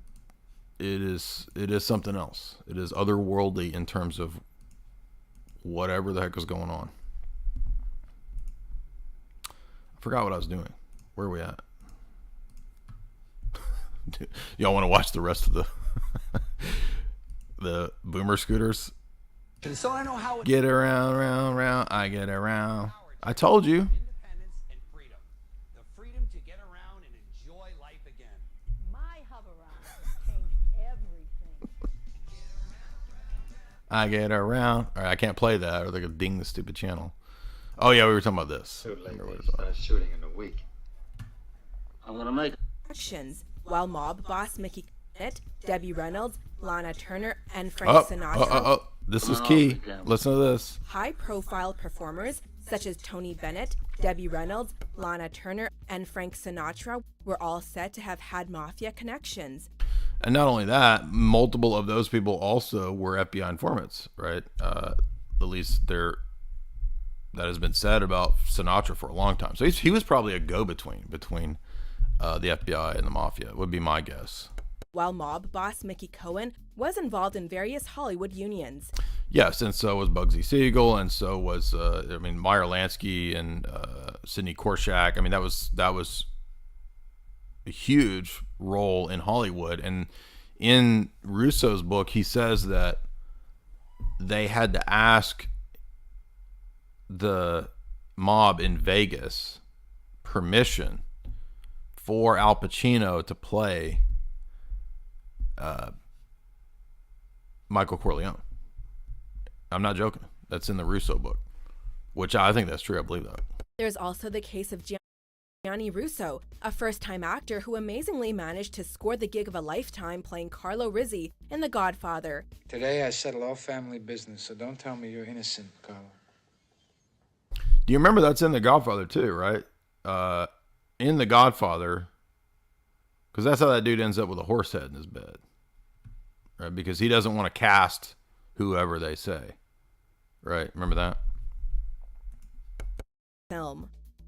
Much of the popular included within the budget. Now here, what did I just tell you? Pretty sure Val is legit token bud in the Island of Dr. Moreau when he's token bud. And so this is interesting because, and now some of the producers and directors have been it was in what's his name's book where he was like, yes, the production company was also trafficking coke. That's in, I forget the guy's name, but that's in one of the books too.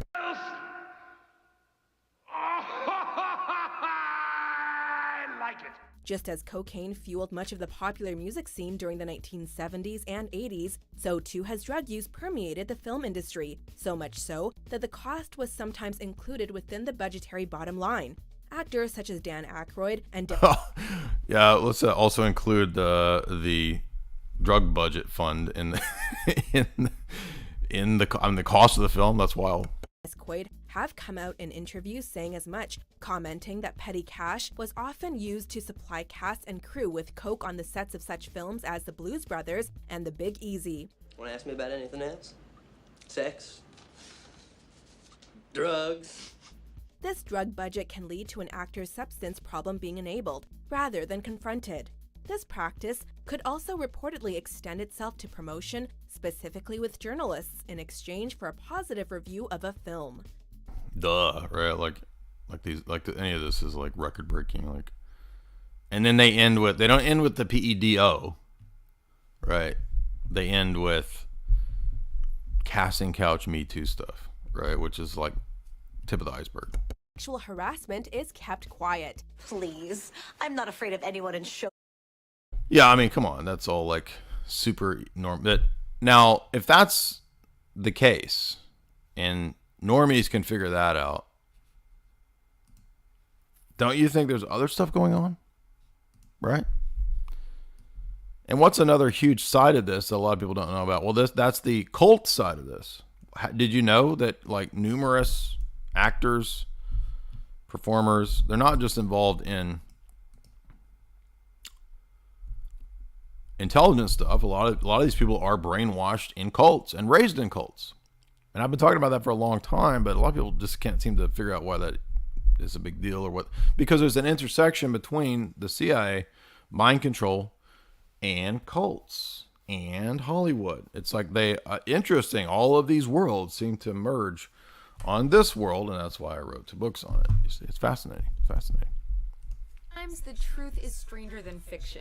Welcome to Watch Mojo, and today we're counting down our picks. Again, it's interesting that this also is spilling out into the mainstream, right? We've been talking about that. How many podcasts have we done on this topic for how many years? And now it's starting to be mainstream. The top 10 stars who were involved with cults. Before we begin, we publish new content every professionals who, at one time or another, were involved with an organization that earned a reputation as a cult. For the record, we're not passing judgment on these stars, but rather pointing out how easy it is for just about anyone to fall in with a strange crowd, or to go along with the lifestyle of one's parents or guardians. Of the mind and body are at the center of the first school of thought on our list, specifically the cult of orgone. Orgones are the invisible molecules of universal life energy which govern our moods and our actions. I remember somebody mailed me a orgone chunk, and they were like, put this on your computer to protect you from the bad vibes. And it was just a chunk of plastic with a bunch of garbage in it, like lint, belly button lint, pubes. I mean, that's what it looks like. It looks like belly button lint, pubes, and garbage and chewed up gum inside a chunk of pyramid plastic. That's what orgone is. Are the source of all the problems in the world. And you believe that? Well, how do you explain all the problems in the world? Jaden Smith is one of a number of celebrities with an interest in this idea, which was first introduced back in the 1930s by Austrian physician Wilhelm Reich. Now, did you know Wilhelm Reich was involved in a bunch of deep state nonsense? And I think he was convicted as a PEDO. So, by the way, did you notice the Metallica was promoting the CFR the other day? Oh, so edgy, dude. Oh yeah, promote like the most mainstream controlled thing ever. It's edgy, dude. Heavy metal lyrics have roots in hellfire, brimstone, or the devil. I'm pleasantly shocked and surprised. In fact, many metal bands utilize their aggressive music to touch upon serious personal issues in their life.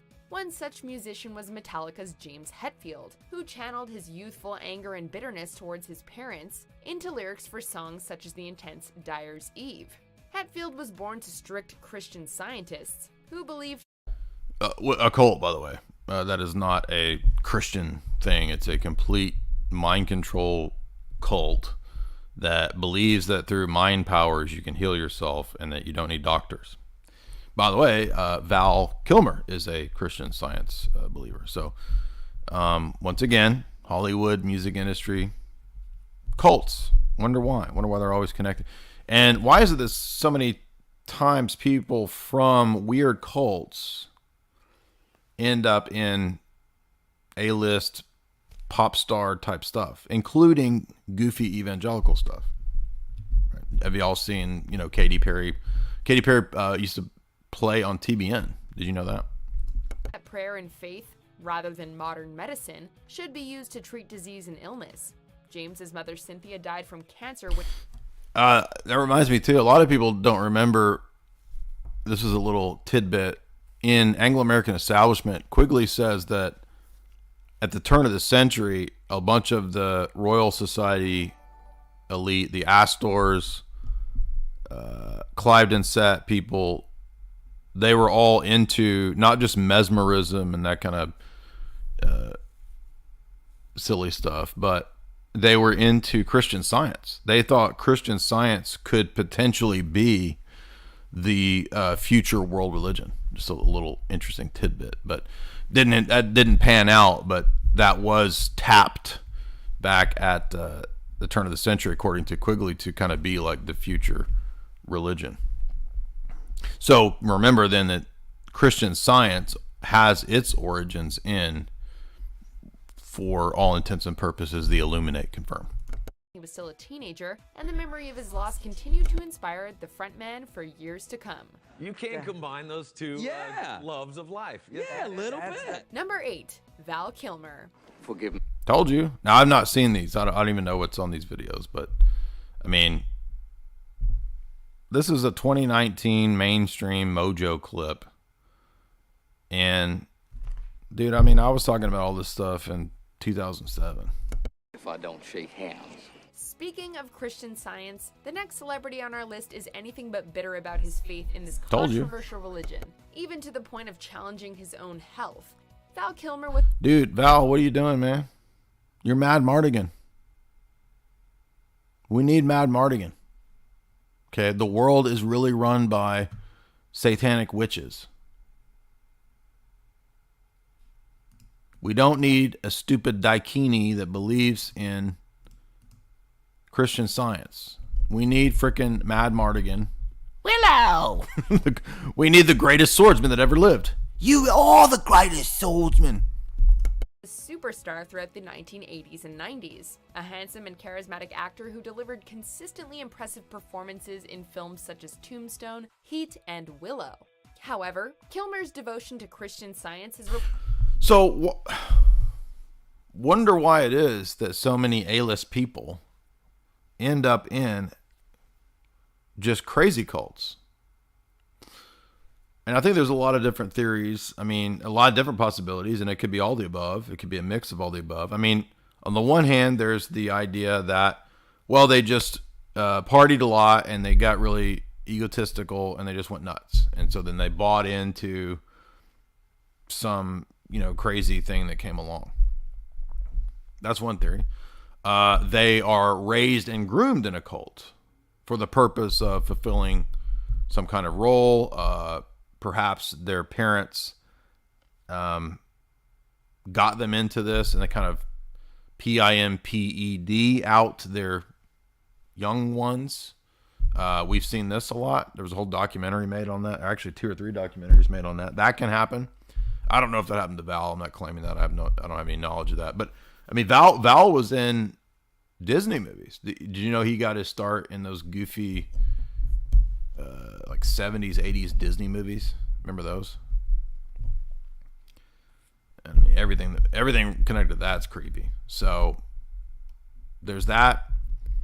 There is also the idea that normal people kind of get brought into this, and then sort of ever increasing requirements to maintain the fame is another theory. Thus, you sort of go through the initiation process of greater and greater levels of degradation. I think there's something to that, right? And then once they've got somebody hooked on the dopamine that comes from being at the top of your game, being some huge A-lister, right?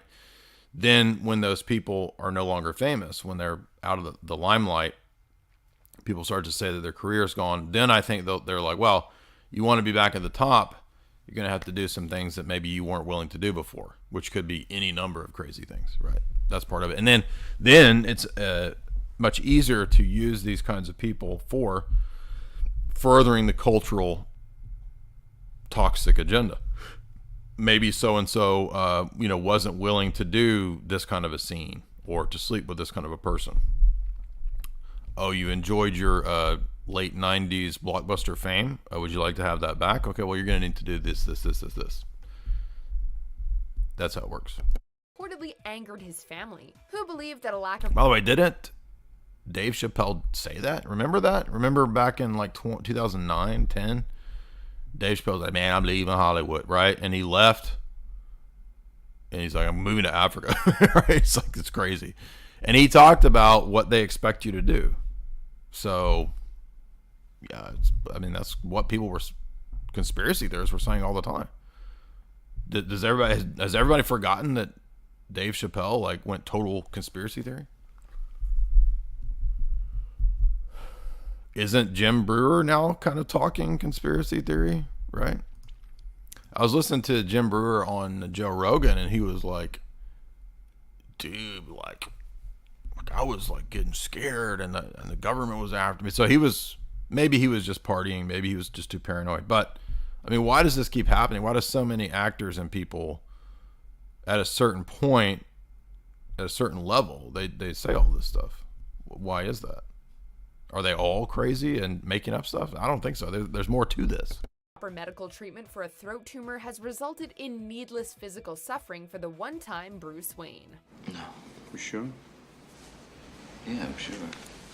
Number 7, the Arquette family. Oh no! What's wrong with you?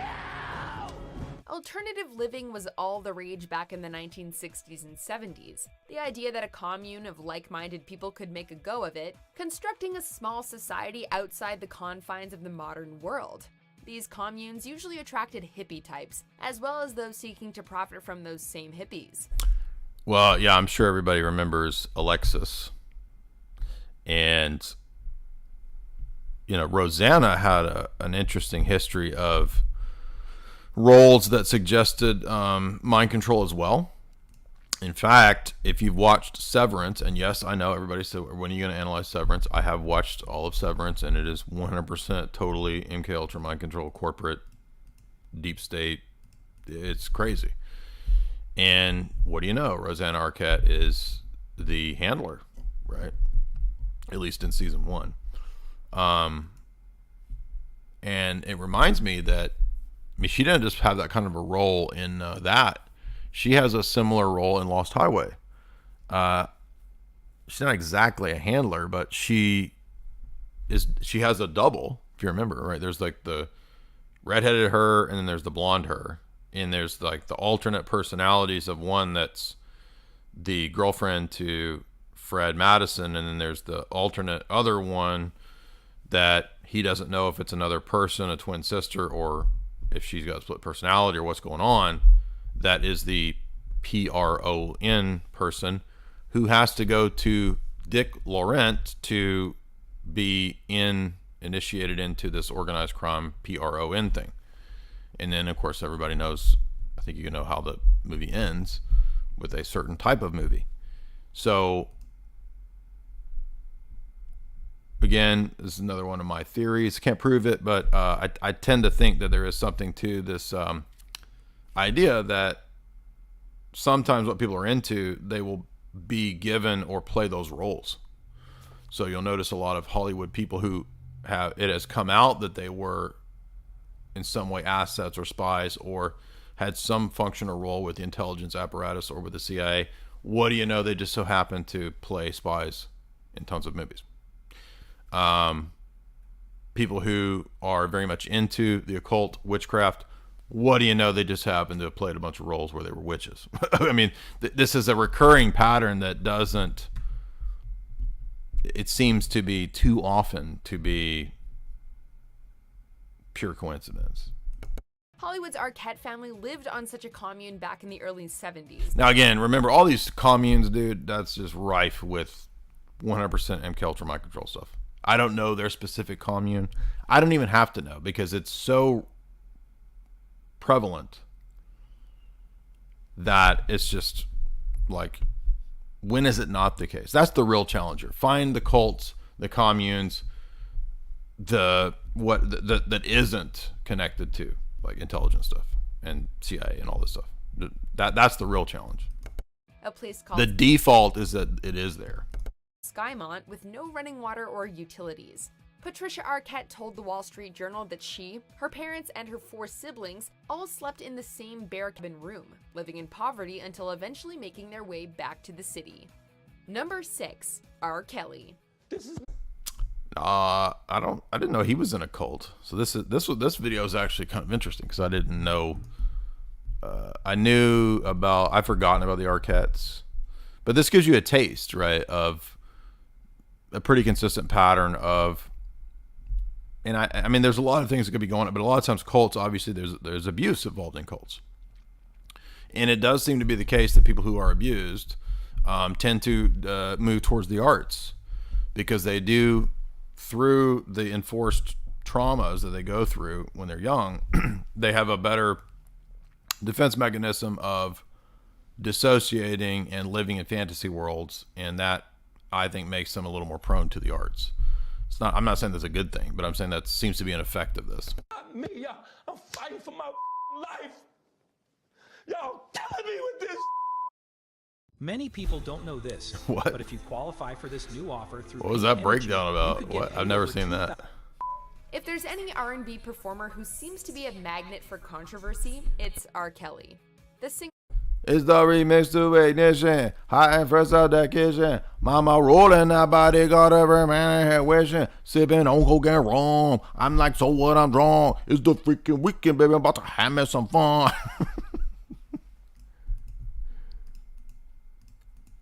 Crystal popping in the Stress Navigator.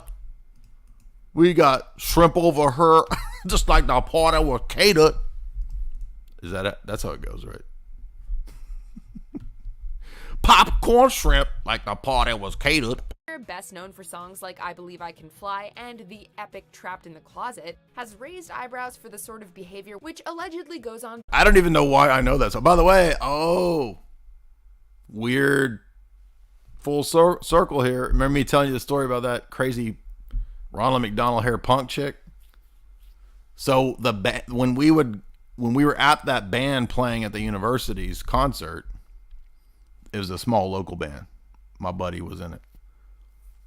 Guess what song they played as a joke? It's the remix to Ignition. That's the only reason that I know this dumb song is because they would play it. And they were a bluegrass band, so it was funny that the bluegrass band would play Remix to Ignition. Yeah, it's funny. Behind closed doors at his homes, accusations of a sex cult atmosphere have been levied against. Well, what do you know? A cult, right? So, again, I mean, I don't know about R. Kelly's whole story. I didn't really follow that. I remember when it was all coming out, but you know that can't be an isolated thing, because remember, a lot of people in Hollywood and the music industry, they're not just into weird things. They're into Crowley stuff. And what is that? It's an sex cult. Kelly, who has been described as both mentally and physically abusive.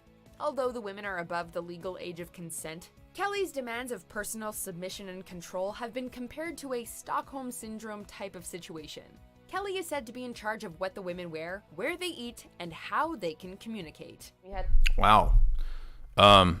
Did you know that in the Crowley arena, he would brand his women? So he had like a cadre of women and dudes in his little cult, and he did the branding thing. That's also what NXIVM did. And remember when Stormy Daniels, like, she'd been branded? Isn't that crazy? Ask to go to the bathroom.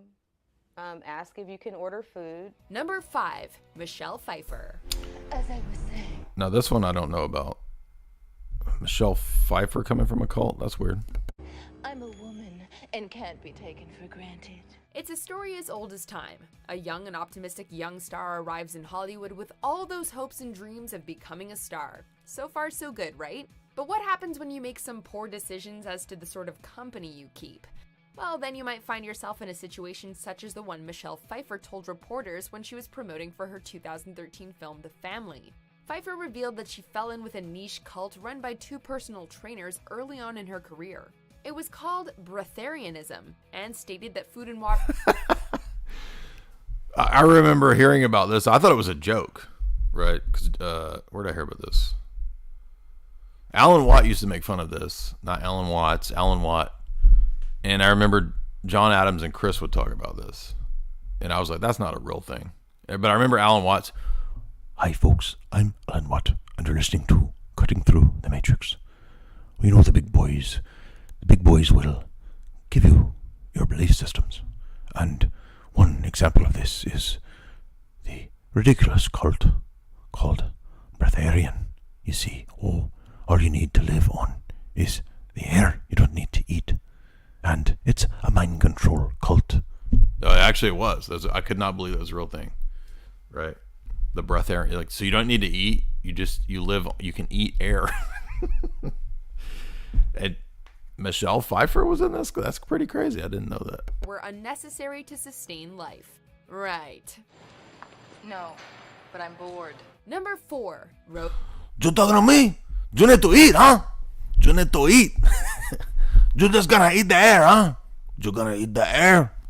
McGowan. Everybody knows about this one. Nothing to worry about. Our next entry features the first mention of the Children of God cult, but it won't be the last. Rose McGowan grew up as a member of this religious cult, which first gained prominence back in the 1960s. Rose's father ran a chapter of the organization in Italy, a commune-esque existence which was noted by its acceptance of polygamy, as well as its sexual grooming of young girls for service to the... Shocker, right? Hollywood cult doing that. Let's see. She goes into it here. Now, have I not been saying for all of these years that Hollywood is a cult? And then she says the exact same thing. I wish she would come do an interview. I know she's like a super woke girl, but have you not realized, Rose, that you're repeating the Hollywood cult mantra, right? And it turned away from, I'm not saying she's wrong. She's right in all the stuff she's saying, but remember that it turned away from it being a thing about PEDO, and it turned into like just these women furthering their career. I'm not saying there weren't women that didn't have to be harassed, there were women harassed. I acknowledge that, right? Weinstein, everybody knows that, but it's not all one-sided, what I'm trying to say. And some of these people, not Rose McGowan, but some of these people use this as a technique just to further their careers. Men. McGowan and her father did eventually escape from the Children of God, but the organization still exists today under the moniker of the Family International. And it took me a long time to figure out that Hollywood was a cult and operated in a lot of ways identically to the one I grew up in. Yeah, exactly. I wrote 2 books on it, yeah. 3. Allison Mack. Doesn't look like anyone's home. If you were looking for proof that not every cult was born... Do you see how much of this has come out? Especially this one. I mean, this one is huge because this one connected to like powerful people all over the world. And I remember those articles talking about how Nexium was connected to like people in the Mexican government. And I mean, it was crazy. Billionaire families. I mean, it's nuts. From the psychedelic 60s and 70s, then look no further than our next troubling entry. One-time Smallville actress Allison Mack was one of a number of performers, alongside her co-star Kristen Krug and Grace Park of Battlestar Galactica, to be connected with a disturbing cult known as NXIVM. Mack was arrested in 2018 on charges of sex trafficking for the organization, recruiting young women. Remember that they had donated a bunch of money to Hill Dog too. Remember that? I do. Let's see. I'm gonna skip ahead because there's too much S word, and everything over here is so sensitive. Who is this? You were. You were. Glenn Close made no bones about her bitterness towards her experience as a young child living under the watch of a cult known as the MRA, or Moral Rearmament. Glenn. What the heck? And now here's a new one to me. Never heard of this. Moral. What is that?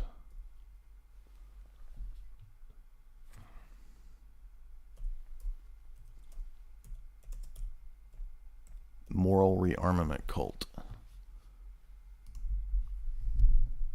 See? You learn new things every day. I can't read these bright ass screens, dude. Where's my click to?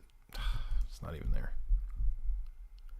International Moral Spiritual Movement from 1938 from American minister Frank Buckman, Oxford Group.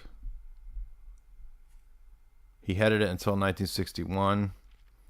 In 2001, it was renamed to Initiatives of Chicago. No, never heard of this. No idea what this is.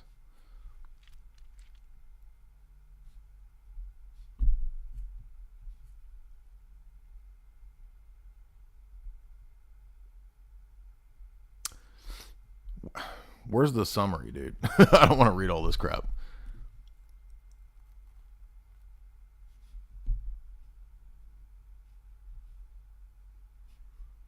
Glenn Close described it as a cult. Christian roots, but it grew into an informal international network of people of all faiths. Advances what it calls the four absolutes: absolute honesty, purity, unselfishness, absolute love. It encourages members to actively involved in politics, initiatives of change. This is bizarre. Do you notice that in Severance too, the corporation is kind of like a cult too? So I liked that element of Severance that it treated it that way. I know you all want more of the hover around, but we got to get through this first.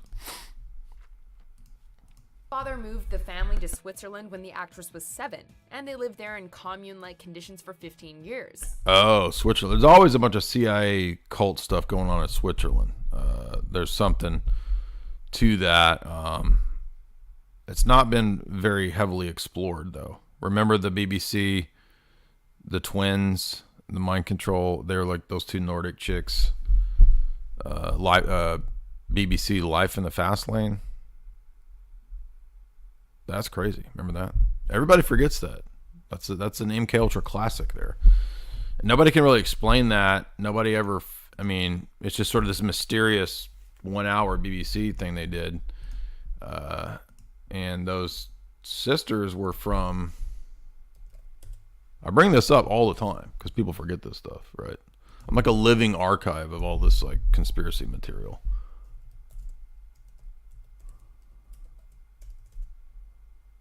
It is called Life in the Fast Lane, right? If you've never seen this, you need to see it. It's a classic.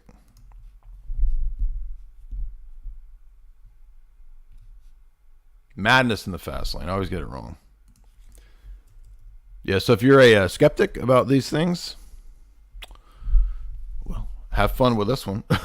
Go explain. Oh, did they take it down?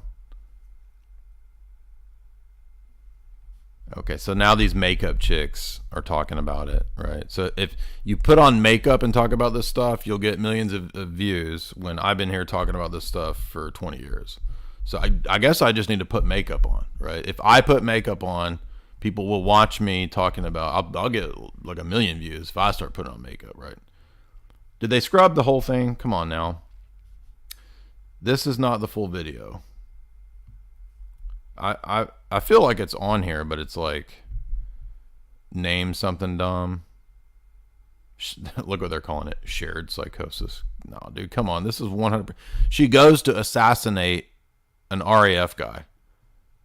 I mean, clearly this is not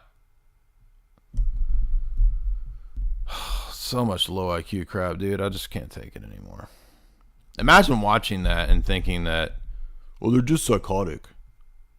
Like two chicks, basically super soldiers running across the interstate, going to assassinate a former special ops guy, and you just think that's so they just randomly went to assassinate a special black ops dude. I mean, come on. You can only find the little clip. Let's try it this way. No BBC in front of it. Well, they probably took it down. I mean, everything is basically scrubbed and erased now. All this arcana like this, which is really important. It's sad to see it all kind of like go away, but you could probably find it on some other platform. So here's some of these conspiracy people from like, oh, look, he's got a Voldemort shirt on. Madison the Fast Lane. Yep. So you got to go back like 7 years. People covering this. I shared it as late as last year. So anyway, I bet we could find it somewhere. Let's see.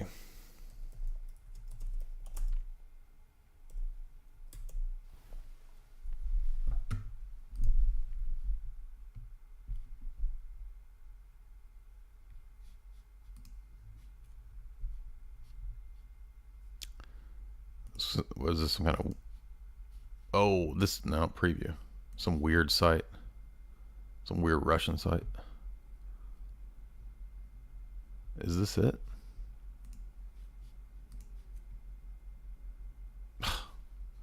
Oh, okay. So the BBC's copyright claiming their own expose. But of course, the BBC won't have it up. Here we go. Let's see. Documentary. Yeah. Documentary heaven. Come on now. Look at that. Aha. Did I find it? Filmed by a BBC yeah, boy. film crew, both seemed to run out in front No, of this is some guy's... etc. Coroner's report. Yeah. Now, This ain't it. This is some nerd talking about it. Aha. Here we go. Shout out Daily Motion. Keeping it real. Watch it be ripped off of here too. Like it's not on here. Last year, more than... Nope, this is it. There you go. You're welcome. You're welcome. It's for all the skeptics out there. To the skeptic boys, to the slow boys that haven't figured out what is really going on, how the world really works. There's you a nice little nugget of red pill. So enjoy that. Let's see. I'm sure they didn't know Cults. what damage it would do to the family. They weren't,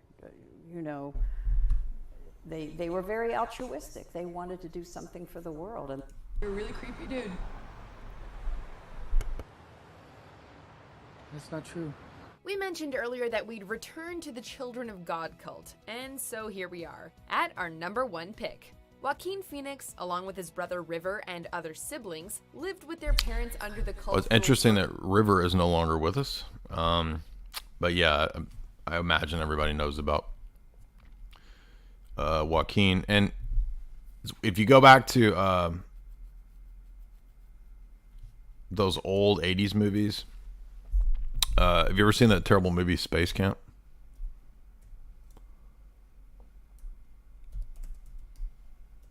It has a young child, Joaquin, but he's listed as Leaf. I can see why he changed his name. Like, and everybody, these stupid cults, man. Like they named everybody. Let's name them nature names. See, Max, Leaf, Phoenix. By the way, Space Camp is terrible. By the way, terrible movie. But very much involved in the promotion of space and all that fake and gray stuff. Do you know Tony Braxton was in a cult? That's another one. Has many different connotations. This one I did know about because I think we did. I did a podcast many years ago on this stuff, what we're covering today, and I'd come across Tony Braxton being raised in some weird cult.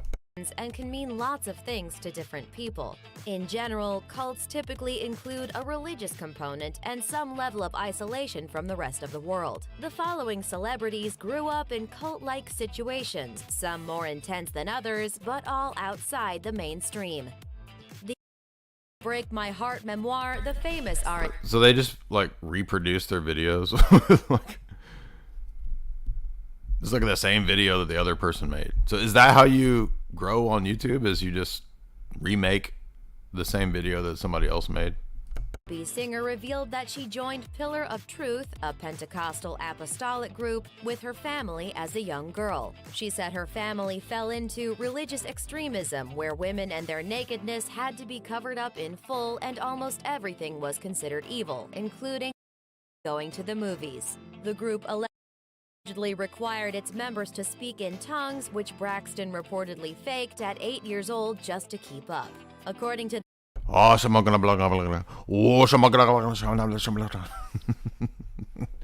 she faked it early on. That's funny. Yeah, there's a lot of these Pentecostal type of cults that, and they always, you know, I was talking to Father Deacon about this. Cults always, they love to pick a random thing, right? Like, we don't follow the Old Testament, but you can't eat a shrimp, right? We don't follow the Old Testament, but blood is evil, right? You can't get a blood transfusion because of Leviticus, but you don't follow anything else. That doesn't make any sense, right? So cults love arbitrary rules. It's weird. And I was thinking about why that is, and I think it's people love to have, just on a really basic psychological level, people like to have a way to seem better than everybody else that's unique to them. We don't eat peeps. Peeps are of the devil. And everyone that eats peeps is satanic. By the way, if you eat peeps, you are satanic. That actually is of the devil. That's actually a cult technique that I endorse. I don't know where peeps are just ridiculous. They're like the worst thing ever, right? But like the Jehovah's Witnesses with blood, right? Blood transfusions, you can't get those. And why is that? Because of Leviticus. And it's like it makes no sense, but it's like a arbitrary rule that you just pick this weird arbitrary thing, and now you're better than everybody, right? And that appeals to people. People like to feel like they're superior, they're better, and why not make it some weird, easy thing, right? That you probably won't encounter very much. Blood transfusions. I don't know. Pick some. Cults love this stuff, right? They love to come up with arbitrary rules. If you touch tobacco, you're of the devil. If you go to the movies, you're of the devil. Daily Mail, the Braxtons subsequently joined 2 more repressive churches before finally joining a more mainstream congregation. Angel Hayes. The Detroit-based rapper was raised in the Pentecostal Greater Apostolic Faith Commune. The lifestyle was reportedly extremely insular, with its members all living in the same community within 10 minutes of each other. I wasn't allowed to listen to music or have friends that were outside of it or like general. Man, so many cults, dude. So many cults. By the way, I've never heard of her. I don't know who she is. I've never heard of Angel Hayes, but anyway. Really like associate with other people. Hayes says she also wasn't allowed to wear jewelry, to eat certain things, or go on dates. She went to church 3 days a week unless there was a revival, which required daily church attendance. She told The Guardian she used to just crawl under a bench and try to sleep. Anybody can say anything to you, and if you're like weak enough or dumb enough or just don't care enough. Well, all of this stuff is just atheism factory. All of these dumb cults, they just drive everybody into atheism. That's it. But I mean, so do mainstream religions too, right? I mean, the Roman Catholic Church is a giant atheism factory. Evangelicalism is a giant atheism factory. So, you know, what can you do? Believe it, then they're gonna exploit you. Joaquin Phoenix. In the 1970s, the Phoenix family was also... Okay, so you just made the same video that the other person made. Yeah, good job. I'm not going to play 10 minutes of her talking about Hollywood. All right, we've gone for 2.5 hours. That was a fun show. We had some fun with them boomer scooters. Let's get into the super chats.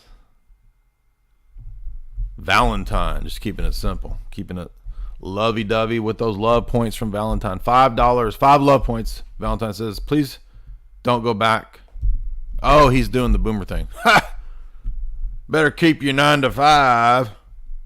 Wage cuck ain't no way to be alive.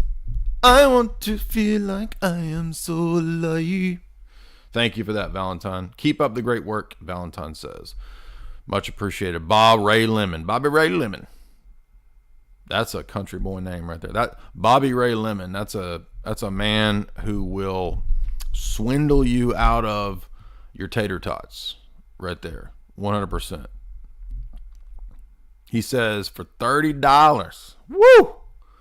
Your work is my first introduction to the Orthodox Church. Well, I hope it was the poop and farts video, because that is clearly, to date, my most sophisticated, most intellectual, high IQ, highbrow video.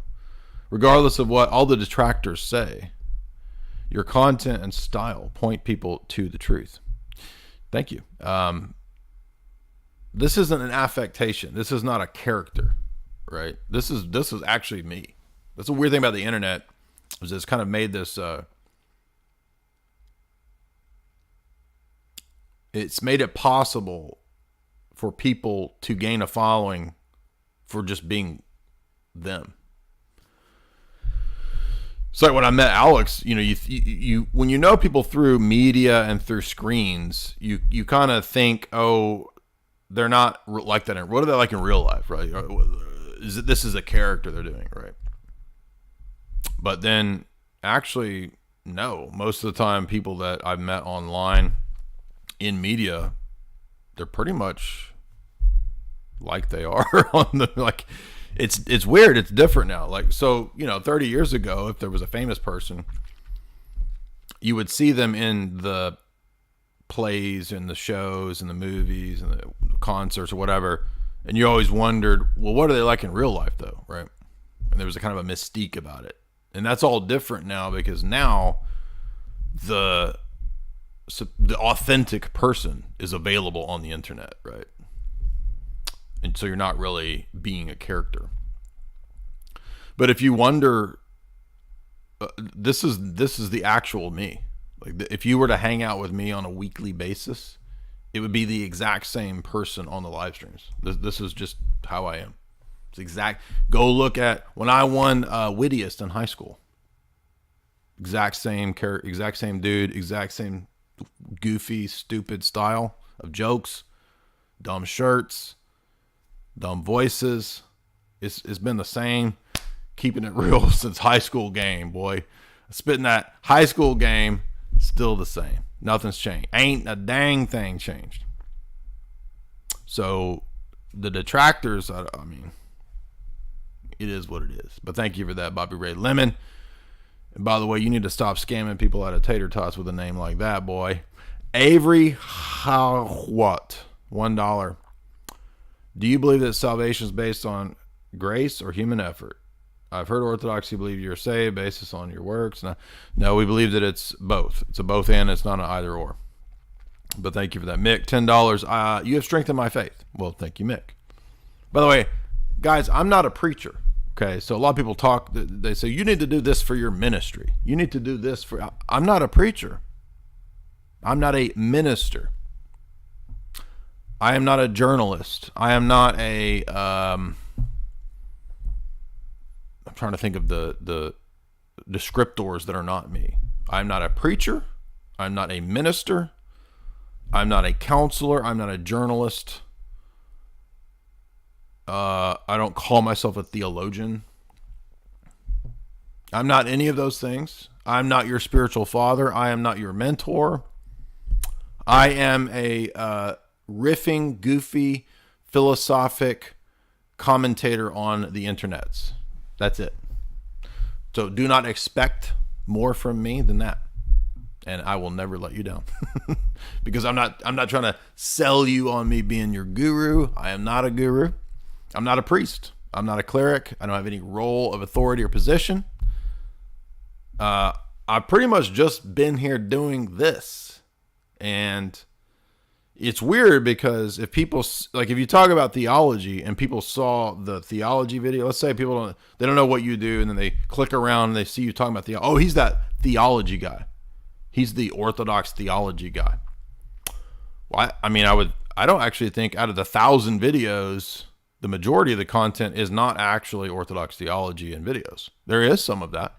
Or they see a debate. Oh, you're the guy that debates. Okay, there's like 20, 30 debates out of 1,000 videos. Debate is not the majority of the content that we do here.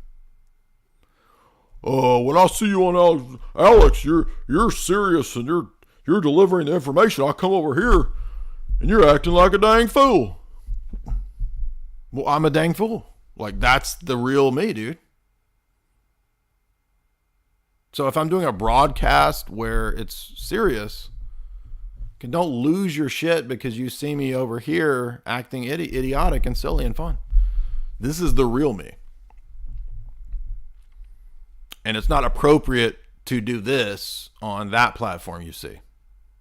But the more and more over time, the more that I've done this stuff in media and whatnot, what I really want to do is synthesize what I like to talk about and what I like to do into the right format. And I can't figure out exactly what that is. So I've always been searching for the proper format, and we've experimented with different formats, different videos, so you know, what you're seeing today, like it or not, that's what I like to do the most. I really enjoy just sitting here and stream of consciousness acting a fool. That's the most fun for me.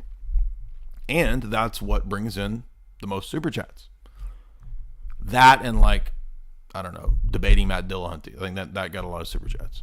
Okay, so, but I'm so tired of debating atheists. I mean, it's just so boring, and it's always the same debates. And, oh, by the way, I was telling you the next book that we're going to cover is Melville. I like to talk about literature. I like to talk about movies. I like to do impressions. This is what I like to do. Okay, if you like that, then hang around. You're going to like it here. If you can't handle it, then move on, bro. There's a million different dum-dums out there that can serve you the appropriate low IQ content that you desire. I tried to give you slow boys a poop fart video to make you happy. And lo and behold, everybody got mad about it.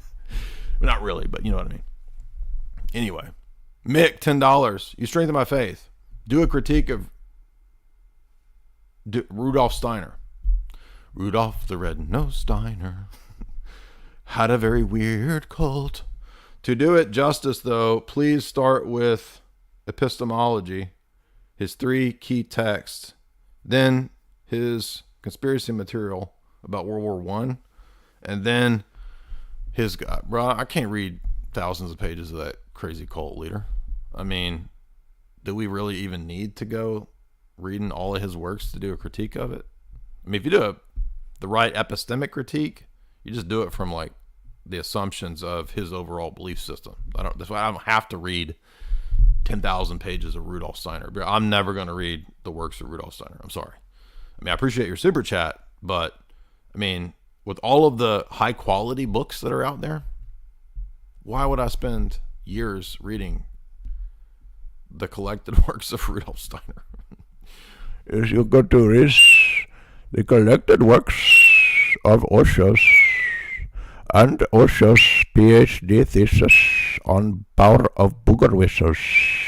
I'm going to read Osho's PhD thesis on the power of the booger whistle before I'm going to read the works of Rudolf Steiner. I'm going to tell you that right now. Dell 1000, $5. Dear J. Dyer, I love your channel. God bless you. I have some questions for you. Is the consumption of human blood always evil? Yes, I cannot think of a time in which the literal consumption of human blood, aka which would be a partaking of death, would be the case. So by the way, the partaking of the Eucharist is not partaking of the body of a dead man. It is the body, soul, divinity of the deified God-man. John Connell. Blade is a documentary. Yes, in fact, I really love covering those 90s. By the way, Blade is all about illuminate, confirm blood rituals, and we did this analysis. We did it at Spooktober, like 3 years ago, maybe 2018. You guys remember we did a whole Blade trilogy analysis? That was a lot of fun, and I was blown away at the level of illuminate, confirm stuff in Blade. It surprised me. But shout out to John Connor. I think John Connor was there for that stream, if my memory serves correctly. So I think John Connor remembers that. John Connor, for $3. He says, boomers get scared when you tell them just a little bit of truth, and then they act like babies. That is true. And so that we don't anger boomers, millennials and Gen Z also can act like babies at times. So there you go. Everybody's happy now. Goister, $10. Check out Father Stew. It is a wholesome Christian movie. Hey, Father Deacon got to meet your boy Marky Mark. Did you see that? The college where Father Deacon teaches hosted the film and had Marky Mark come speak. And yeah, that's pretty cool. So I have not seen it yet.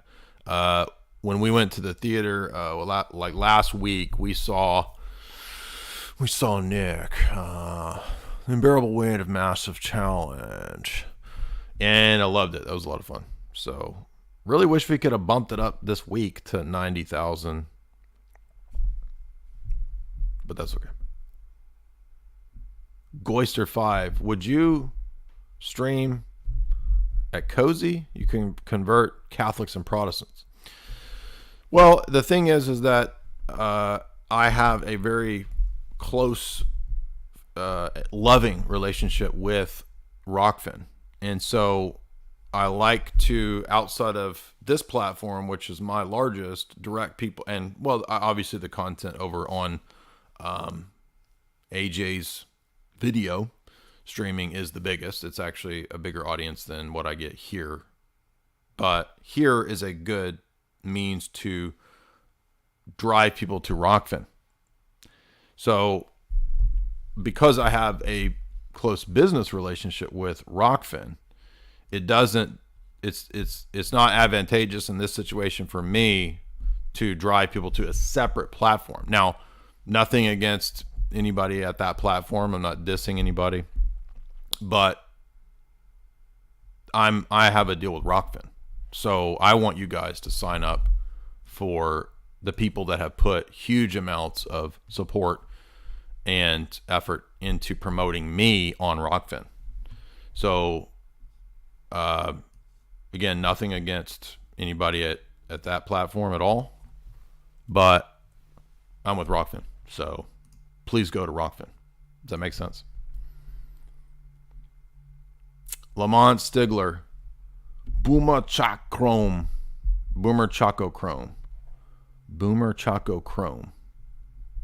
I don't get it, but I like it. $3. E-Bill, $5. Here's $5. It is especially nice because I'm a lowly peasant that is poor. Hey, dude, appreciate that, but you don't have to give me, if you're broke, you don't have to give me your $5. If you want, in fact, message me and I will give you that money back. I'm not trying to take broke people's money. Dell, $1,005. If an individual has a biological need for human blood, is that evil? I can't imagine that. You're talking about vampires, okay?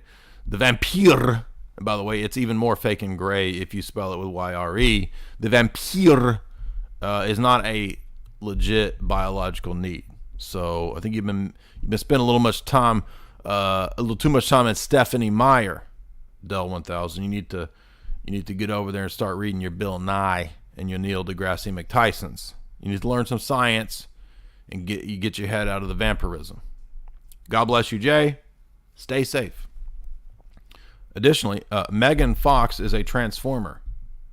He admitted it. Who's he? You mean your boy Machine Gun Kelly? I'm sorry, I don't buy the conspiracy. I mean, Megan Fox is what do they call it? MTF? I'm sorry, I don't buy that.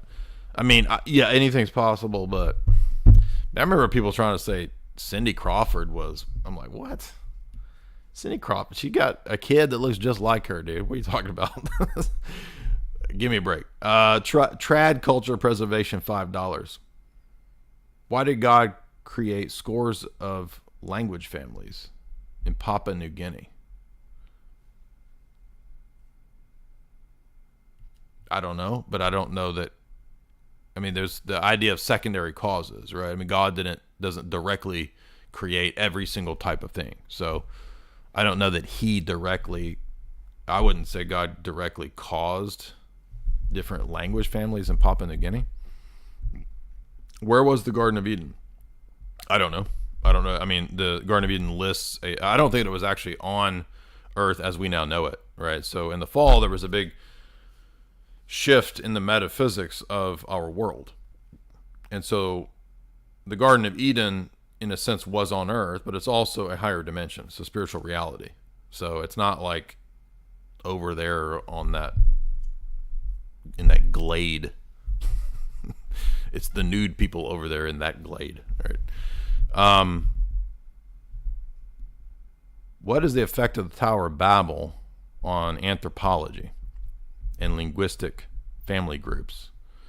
I don't know. I mean, presumably it would relate to how we get different nations and different ethnos, if you believe the Genesis account. But I don't think the Genesis account gives us the specifics of later deviations in cultures and genetics. So I don't think anybody knows that, right? I mean, we have this sort of story about creation in Genesis. I'm not saying it's false. I'm just using the word story because it's not intended to be like a scientific how-to manual, right? Well, let's create a man. Oh, Genesis is a manual to create a man. You just throw a little bit of this. It's not a recipe book, okay? It's not a science manual. It's a story about origins, which I believe is true. But if you think about it, I mean, outside of Genesis, Gilgamesh epic, Memphite creation narrative, a few other ancient texts, like, we don't know hardly anything about anything. We don't know jack about Jack back that far. Does that make sense? Nobody does. And a lot of people think that in academia and ancient historians, dude, that's all a bunch of guesswork. Literally, like, I'm not saying nobody knows anything, but it's largely reconstructed guesswork. So I don't know, but I don't think anybody really knows. It's a lot of speculation. John Connell, $3. Dave Chappelle, Jordan Peterson, Steve Jobs were all taken out. Well, that's a wild theory. Now, wait a minute. Jordan Peterson was taken out? I'm pretty sure Jordan Peterson still exists.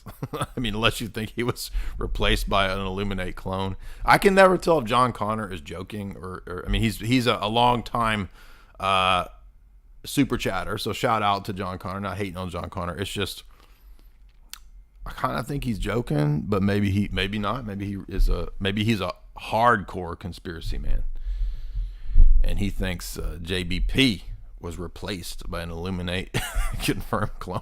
No, I wasn't. No. Oh, you go on to say they were brought back with clones and imposters. JBP is a puppet, and his daughter is MK Ultra. I don't know about that. I mean, how on what basis is? I mean, there's a lot of speculation there. What's the proof here? But no, I'm sorry. I don't believe that everybody is a transitioned person, and I don't believe that everybody is a cloned Illuminate confirmed person. But those kind of conspiracies are funny. I think they have comedic value. Slow Boy Metaphysician, $10.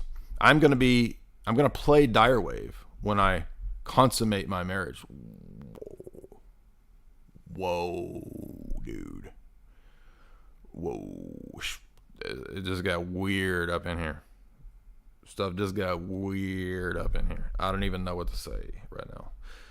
Gamma Boy, $1. Yo, Jay, the Orthodox bishops get married, or are they subject to Catholic priest rules? Well, nobody in the Orthodox Church is subject to Catholic priest rules, but it became a canonical tradition to find the bishops in the monasteries. So the Orthodox Church, because of the duties of a bishop, enacted a canonical discipline that they would draw the bishopric from monasteries most of the time, typically. There's been a few exceptions to this, namely amongst the apostles. But typically speaking, if you have a family, it is not conducive to the duties that a bishop has to be traveling all around. So that's the history of that. But that's a canonical discipline. Uncle Mickey, $1. Talking about cults, what is the deal with Scientology? Oh, I can't believe it. How did none of those videos mention Tom Coombe and Scientology? Like, the Mojo chicks need to step it up a notch, right? And why does that get 300,000 views, right? I get 10,000 views. Come on now. By the way, y'all can help me by liking and sharing. Yeah, I don't know. It's kind of baffling that those videos skipped like the most obvious cult, right, in Hollywood, Scientology. But what are the history of its links? I mean, L. Ron Hubbard. We did a whole talk on this. So go find the video. Marjorie Cameron, Aleister Crowley, L. Ron Hubbard interview that we did with Isaac. So the answer to that question is that. We did a whole stream on that. Let's see. Marjorie Cameron. With our buddy, here we go, with our buddy Isaac. I'll put this in the chat for you guys. There you go. Do we always get that stupid bot? Like it's always 2 hours or so into my stream that best cams fun hot girl video chat shows up. So shout out to the prawn bot who always makes it in the last leg of the show. There is that show for the guy that asked. What was your name? Uncle Mickey. Banjo and a Barlow, $5. Thank you for this work, Jay. I've been a fan. Thank you for helping me learn about orthodoxy. Have you done anything on Calvin's Institutes? Bro. Now, maybe you are speaking super specifically about critiquing the institutes. Whoa, dude. Was that me? That was me before Carnivore right there. Oh, this debate. Remember this? That dude that said you could do fallacies. Unbelievable. Vocab Malone exposing me. Uh-oh. Occult. Exposed. I've been exposed so hard on the internet. I mean, we've done multiple videos now refuting Calvinism. So I did this long, goofy stream here with James White. We did Paul Washer, Calvinism. That's not really the theology. It's more just kind of joking around. That one has theology in it. Then we just did over on Sam Shamoon's channel. It's not popping up, but it's this video over on Sam Shamoon's channel, but it's also on Kai's channel here in Nicaea 325. Part 1, refuting the heresies of Tulip. There's a Kotel interview from a year ago going into Reformed theology for 2.5 hours. Where's the other Sam Shamoon video? Remember this dumb video? The Calvinist Corner? Dude, I've been making these ridiculous comedic videos all the way back to... Look at that. Here, rip off the Sam Hyde. He's trying to be Sam. Dude, I was doing stupid stuff. This was made in... Remember Windows Movie Maker? that hideous ass 2005 script. Look at that. Yeah, so yeah, you want my refutation of Calvinism? It's right here. It's in this video where I'm playing a Calvinist. There you go. Peter McWilson. Whoa, dude. That brings back some memories living in that stupid apartment. By the way, I remember putting all this stupid gear on, and I remember being super sweaty when I took this off. If you remember that. But I also remember, where's my, did I take it down? Where's it at? Dang it. I was going to play that other skit, but y'all remember that, right?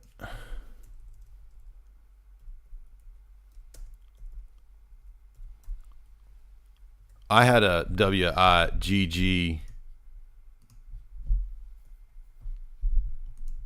character. Y'all remember my WIGG character 13 years ago? By the way, that was a character that I was doing in high school. So, you ever want to be Sam Hyde? Dude, Give me a break, man. 2010. Look at that. Give me a break, boy. Get out of here, boy. Yeah, boy. Let's see where we at. Palantir, $3. What is the theological understanding of Matthew 20? Didn't you asked that before, dude? I mean, I'm not sure what you mean, but I answered that. I mean, it's a foretaste of resurrection. It's a fulfillment of certain prophecies.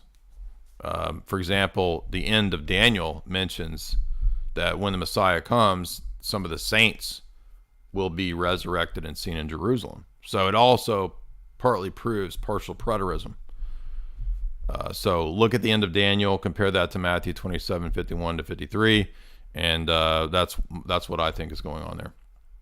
I believe I mentioned this in the Daniel talk, by the way. So if you go find the Daniel lecture, which has had a lot of views, it's like 50,000 views now. It's pretty crazy. But the Daniel talk that I did in 2018 or 19, I covered that.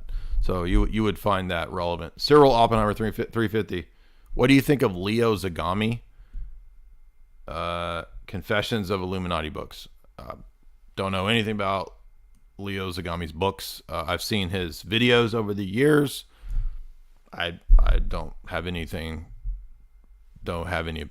So, but thank you for that. Hopefully you guys had a fun time tonight. We just wanted to kind of play around, have a little bit of fun, because people don't get what we're doing here. What am I? I'm being funny internet man. I am being riffing internet commentator, lecturer, movie man. What do we do here? I talk about movies, geopolitics. I do voices, lectures. I mean, this is what we've always done. So that you want to know what's all this about? It's about this. That's it. If you would hit like and share, please send this to your grandmother and your dad, because those are the people in your family that are most likely to fall in love with my material. And boomers, we love you. Don't get your feelings hurt. Don't get your adult diapers in a wad. Don't wreck your 17-wheel tricycle scooter that you bought. We love you guys.